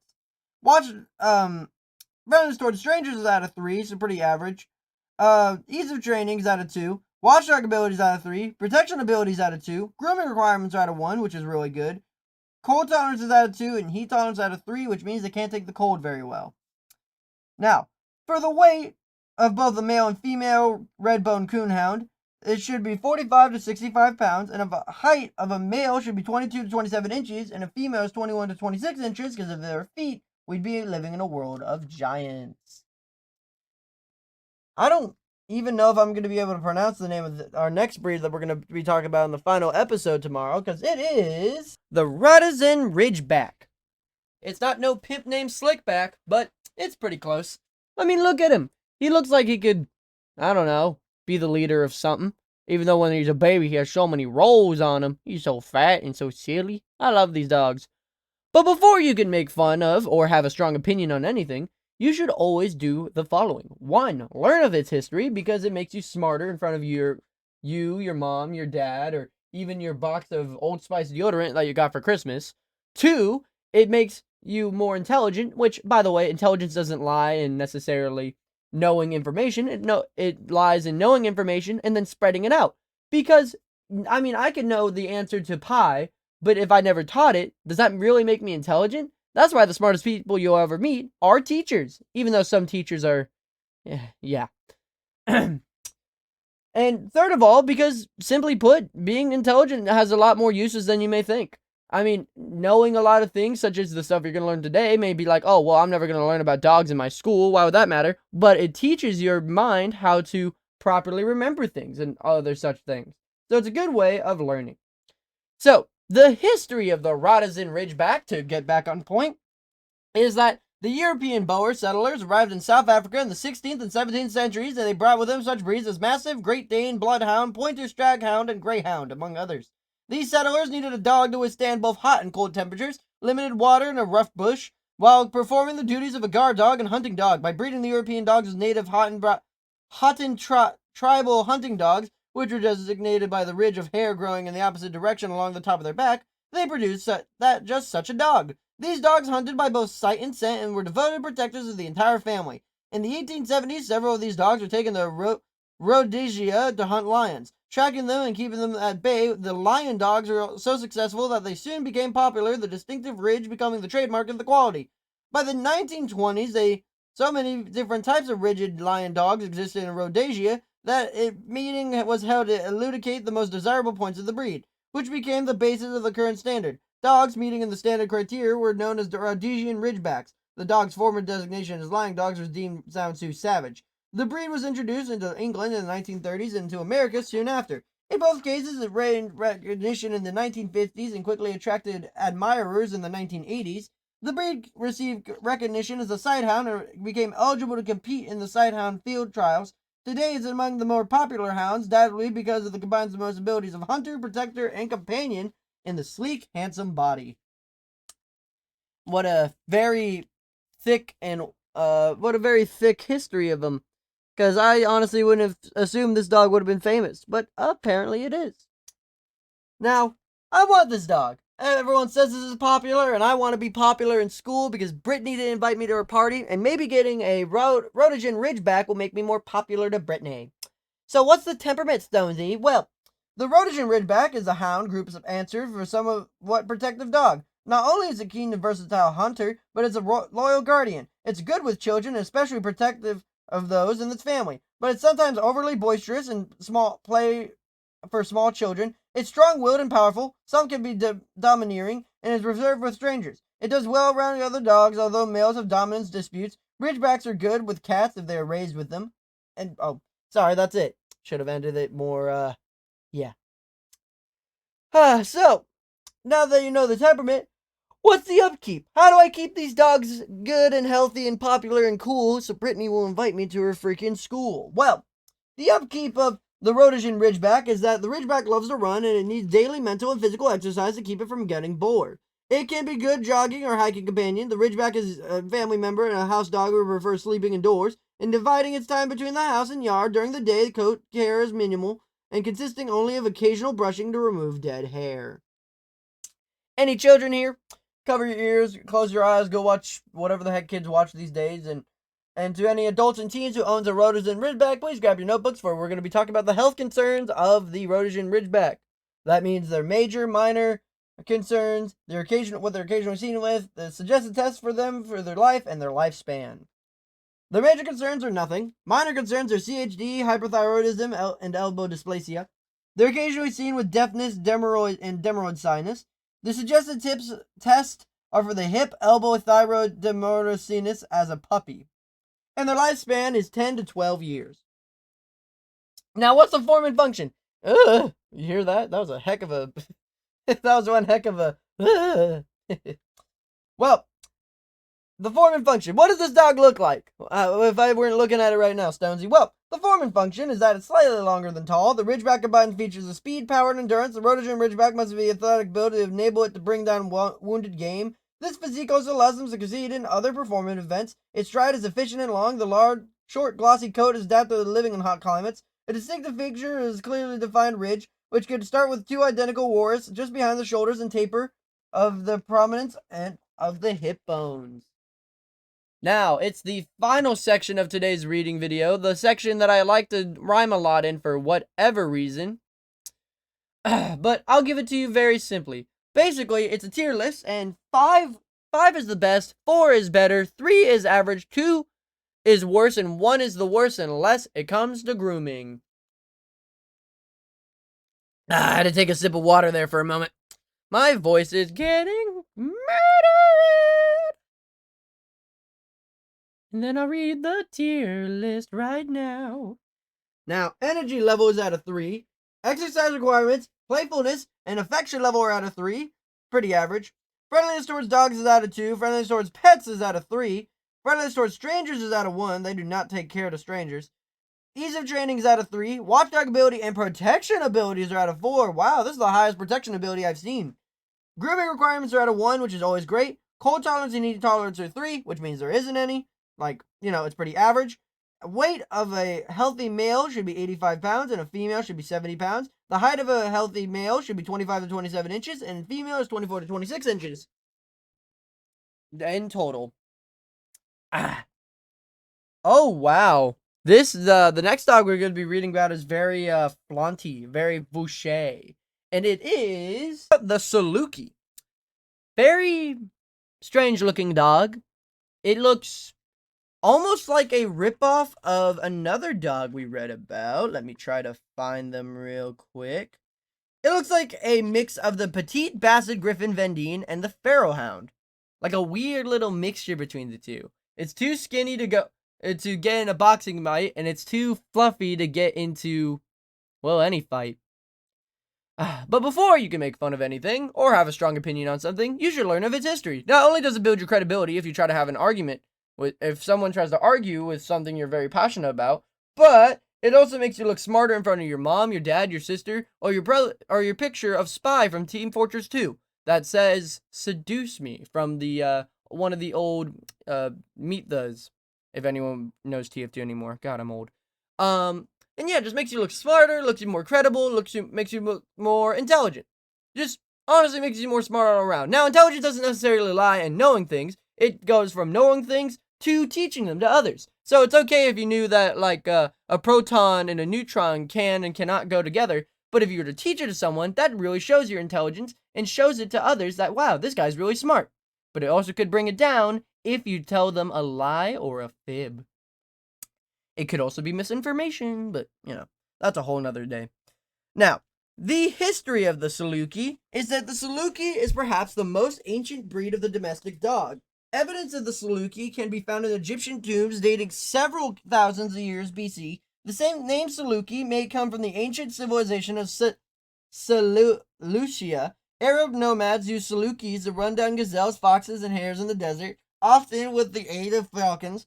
Although Muslim religion considered the dog to be unclean, an exception was made for the Saluki, which was referred to El Hor, the noble one, as the provider of meat. The Saluki was allowed to sleep in the tents and enjoy the tender attention as a boudin master. The Salukis were not allowed to breed with non-Salukis, accounting for their purity throughout the centuries. Because they ranged with the nomadic owners over a wide area of the Middle East, Salukis became widely distributed and great local variation, resulting in the breed's variability today. I'm sorry. The Saluki became the attention of the Western world around 1900, as recognized by the AKC in 1928. Their numbers have decreased in the lands of the origin as a result of the advent of the hunting and guns from jeeps. The primary role of the Saluki today is an exotic companion to show dog. Although many were still used the hare coursing, the Saluki is called the Persian Greyhound, Gazelle Hound, or Tazi. Interesting. Now that you know the history of the Saluki, you want one for yourself. You want one of these ancient dogs, one of these dogs made of cobblestone and vine. So what is their temperament? How can they do with kids? Well, the temperament of the Saluki is that the Saluki tends to be aloof and reserved with strangers, extremely devoted to its own family, but is not particularly demonstrative. The Saluki is very gentle with children, but it may not be playful enough to satisfy most children. The Saluki is extremely sensitive and does not take the rough and tumble play or deal with the harsh corrections. Some can be shy, and it's very quiet and sedate inside, seeking out the soft warm spot. Outside, the runs in the great circles at tremendous speeds, and they chase any small running animals with fast-moving objects. It may come when called. Okay, so now that you know the temperament, what's the upkeep? How do we keep these dogs kind with children and kind of not listening? Granted, they were raised by pharaohs and such things, so of course they're not going to listen to the commoner. The upkeep of the Saluki is that daily exercise is essential, preferably in the form of free running in safe enclosed areas. It may also be met with long leash walk for jogging. They should sleep inside in all but warmest climates, but do best in indoor dogs with access to a yard. They play in the snow and cold weather, but should not be expected to spend extended time in the cold. The Saluki must have a soft bed or can develop calluses. A Saluki in proper weight is naturally thin, but tend to be picky eaters when a result of a very thin-looking dog. Many people not familiar with the breed wrongly assume that dog is not being fed properly. The smooth coat needs to be occasional brushing to remove dead hair, but longer feathering needs to be combing once or twice a week to prevent matting. Alright, now if you are a child, please cover your ears. If you are an adult or a teenager, please grab your notebooks if you own a Saluki, for we're going to go through the health concerns of the breed. Major concerns are hemangiosarcoma. Minor concerns are cardiomyopathy.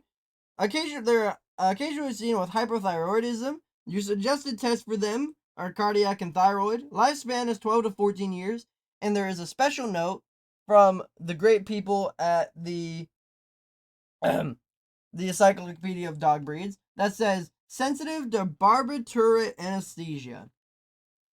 Now imagine you don't see these dogs in front of you. What's their real form and function, considering they're considered to be a hunting dog? Well, the form and function of the Saluki is a general greyhound-like build and should combine the aspects of grace, symmetry, great speed, and endurance, coupled with the strength to enable it to kill gazelle, other quarry, or other deep sand or rocky mountains. The expression should be dignified, gentle, with a deep, faithful, far-seeing eyes. Its movement is light, the coat is smooth and silky, the feather variety has long hair and ears, tail between its toes, and sometimes the back of its legs. The smooth variety is no long feathering. The breed is wide range of equally acceptable types, reflecting the wide area over which it was developed. Now for the tier list. 5 is the best, 4 is better, 3 is average, 2 is worse, 1 is the worst unless it comes to grooming. Now, energy level is at a 2, not very high. Exercise requirements, playfulness, affection level, friendliness towards dogs and other pets is at a 3, so pretty average. Friendliness towards strangers is at a 1, so they do not like strangers. Ease of training and watchdog ability are at a 3, so they're pretty easy, they're pretty average to train and pretty average for watchdog ability. Protection ability is at a 2. Grooming requirements has 2 specifics. If they are a smooth Saluki, it's a 1, but if they are a feathered Saluki, it is a 2. I think the difference is the picture that you guys can see on your screen to the left is a smooth and the right is a feathered, even though the feathered one is a puppy.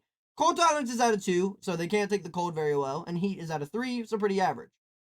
The weight of both the male and female Saluki should be 35 to 65 pounds, and the height of a male should be 23 to 28 pounds, though a female may be considerably smaller.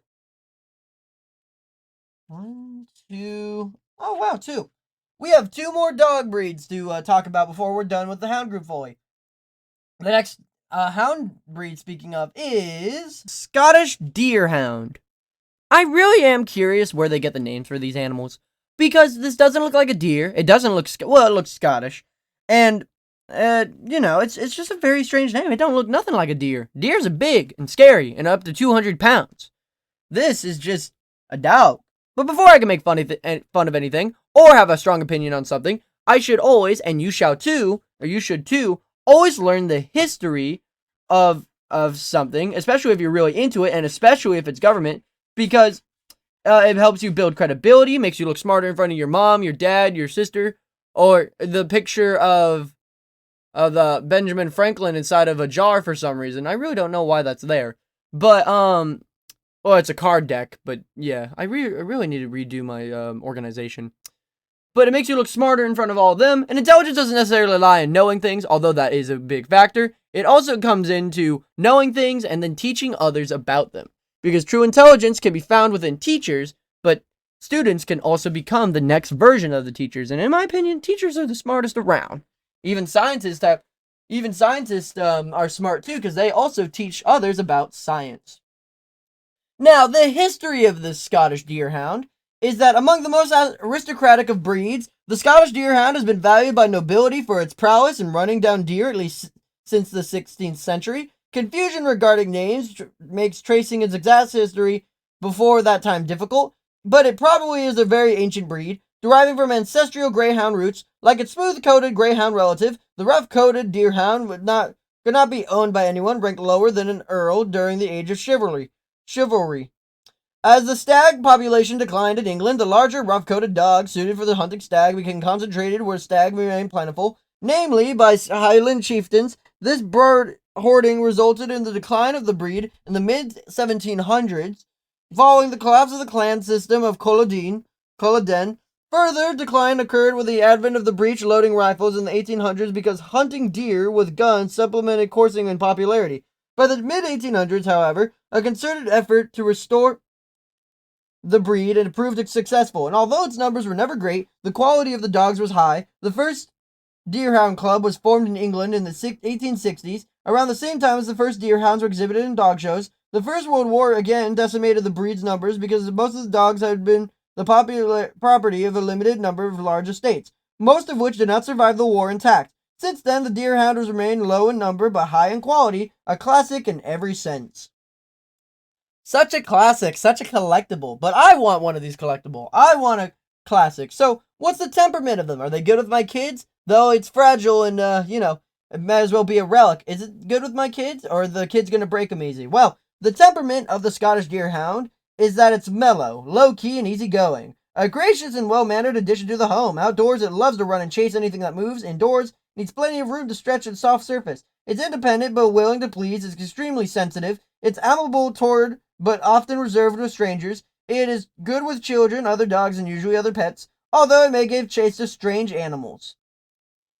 Now, you know they're good with kids, so what's the upkeep? How do I keep this dog as ancient and beautiful and as a relic as it is? Well, the upkeep of the Scottish Deerhound is that it needs a good amount of daily exercise, either a long walk or a romp in a safe area. Although physically suited to outdoor living in the temperate, cool climates, it prefers to live inside with its family and needs human companionship. Regardless, it needs soft bedding to avoid calluses. The crisp coat needs combing 1 or 2 times weekly. Some scissoring is optional to neaten up straggling hair, plus minimal stripping around the face and ears.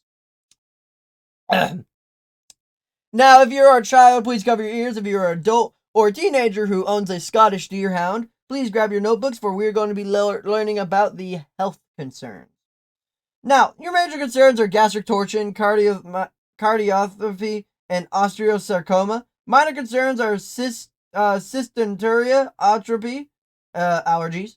They're occasionally seen with hyperthyroidism and neck pain. The suggested test when you take them to the doctor is cardiac and cisternia, which I think is just pelvis. Their lifespan is 7 to 9 years, not long, but relics are relics. And a note from the Encyclopedia of Dog Breeds reads, note, sensitive to barbiturate anesthesia, which is, it seems to be a common thing with hounds with long hair. Now, pretend you don't see those pictures in front of you. What is the form and function of these dogs? I don't got a kid, so what is it going to do for me and not for my family? Well, the Scottish Deerhound has a body like that of a Greyhound, but larger in size and bone, enabling it to run at great speed using a double suspension gallop without sacrificing strength and endurance. Its trotting gait is easy and true. The hair is harsh and crisp and about 3 to 4 inches long on the body, ideally close lying. Such the coat imparts the weather and dirt, resistant quality, and essential asset to cold, damp climates. Now, for the final part of today's episode, we have the tier list. 5 is best, 4 is better, 3 is average, 2 is worse, and 1 is the worst unless it comes to grooming. Now, energy levels out of 2, so worse than normal. Exercise requirements are out of 3, so pretty average. Playfulness is out of 2, not very playful. Affection level is out of 3, so average. Friendliness towards dogs is out of 4, better than most. Friendliness towards other pets and strangers is out of 3, so, pretty average. Depends what the owner wants. Ease of training is out of 2, so that's pretty easy, easier than the average dog. Watchdog ability is out of 1, so can't see very well. Protection ability is out of 2, which is surprising. Grooming requirements is out of 3, which is not good. Cold tolerance is at a 3, and heat tolerance is at a 2, so it can't take the heat very well, but it can take the cold just like any other dog. The weight of a male Scottish Deerhound, a healthy Scottish Deerhound is the healthy weight of a male Scottish Deerhound is 85 to 110 pounds, and a female is 75 to 95 pounds. The height of a male Scottish Deerhound is 30 to 32 inches, but averages 32 inches, and a female is at least 28 inches, but averages 30 inches. The next dog we're going to be talking about is the last of the hound group, and, just to be kind to you, I'll tell you what it is, because it is... Whippet! Whippet, just Whippet! Okay, today we're learning about the Whippet, which is the final hound of the hound group. So next episode, we're actually going to be... This is actually the end of the hound episode. Hello! And this is going to be posted tomorrow, as of the audiobook. So that's cool. The full thing will be posted the day after tomorrow. It's this whole thing. But yeah, the Whippet. So before I can learn of its history or anything like that, I should also... to learn about its history, because it builds my credibility, makes me look smarter in front of my mom, my dad, my sister, my brother, and my, what's your name again? The character from Deltarune, the jester, Jevil, that sounds right, and makes you look smarter in front of Jevil, or Jevil, I don't remember your name, and Big Shot, I forget his name too. I have a lot of cool little picture art from my buddies, but yeah, intelligence doesn't necessarily lie in front of knowing, in the case of knowing things, it also builds up from knowing things and teaching it to others. That's why the smartest people you ever meet are teachers, or scientists, or any real people who know a lot of things and teach to others. Because, heck, that's where true intelligence lies, is knowing and teaching.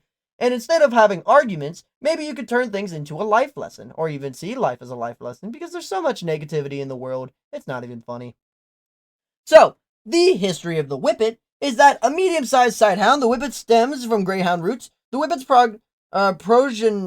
progenitors may have come from crosses between small greyhounds and even smaller dogs, to be used by peasants for poaching rabbits and other small game in the 18th century. The peasants also found the entertainment in snap dog contests, which bets were made of which dog would snap up as many rabbits as possible before they escaped from the circle. Crosses with ratting terriers are probably made to increase the quickness of the games.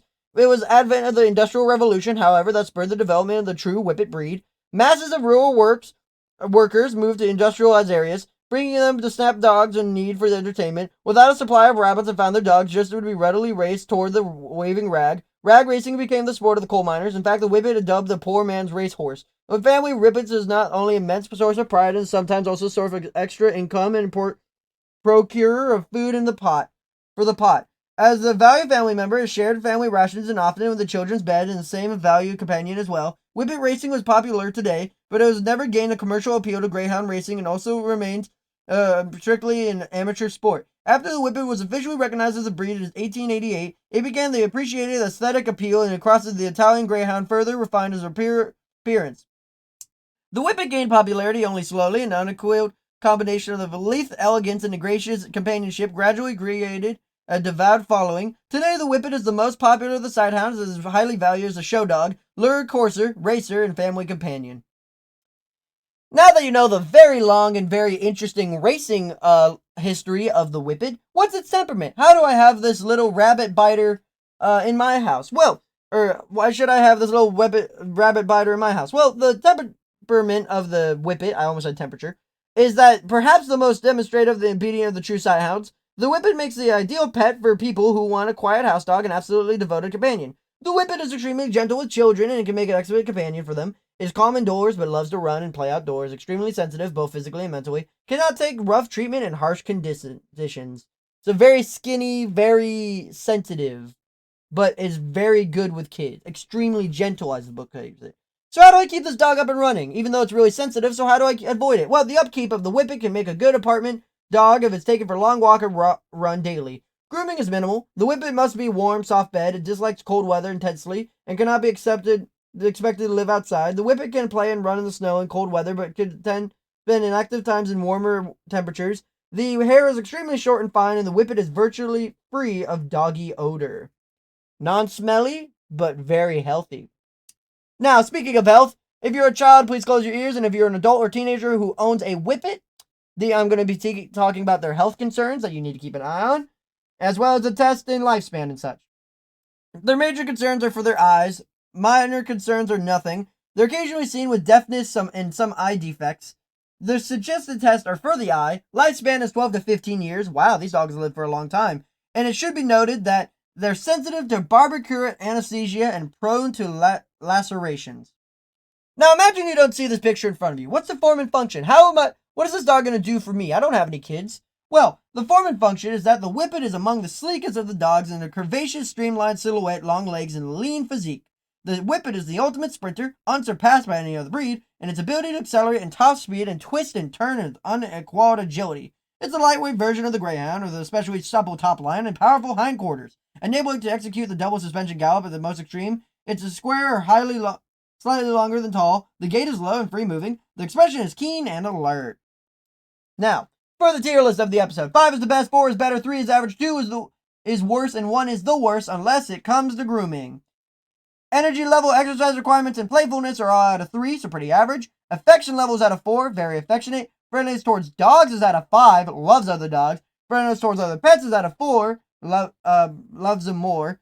Friendliness towards strangers and ease of training is out of 3, so pretty average. Watchdog ability is out of 4, so they can keep an eye out for things. Protection ability, grooming requirements, which is really good, and cold tolerance, which is really bad, or is out of 1.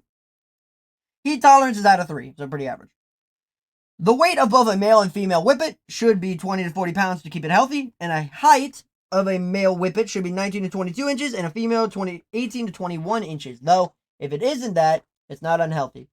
Well, ladies and gentlemen, we have ended the Hound group. Next time, we're going to be talking about the working group. which is more of the dogs that, you know, do other things besides that. But that's for another time, and of course, it's another time that we're going to be talking about it. So, hope you guys have a fantastic, wonderful day. Be polite, be efficient. Make sure to like, comment, and subscribe, as we both not only ended a story, but also the dog chapter. So, yep, I don't know what we're going to be learning about next time. Super fantastic, wonderful day, and I'll see you guys next time. Bye-bye!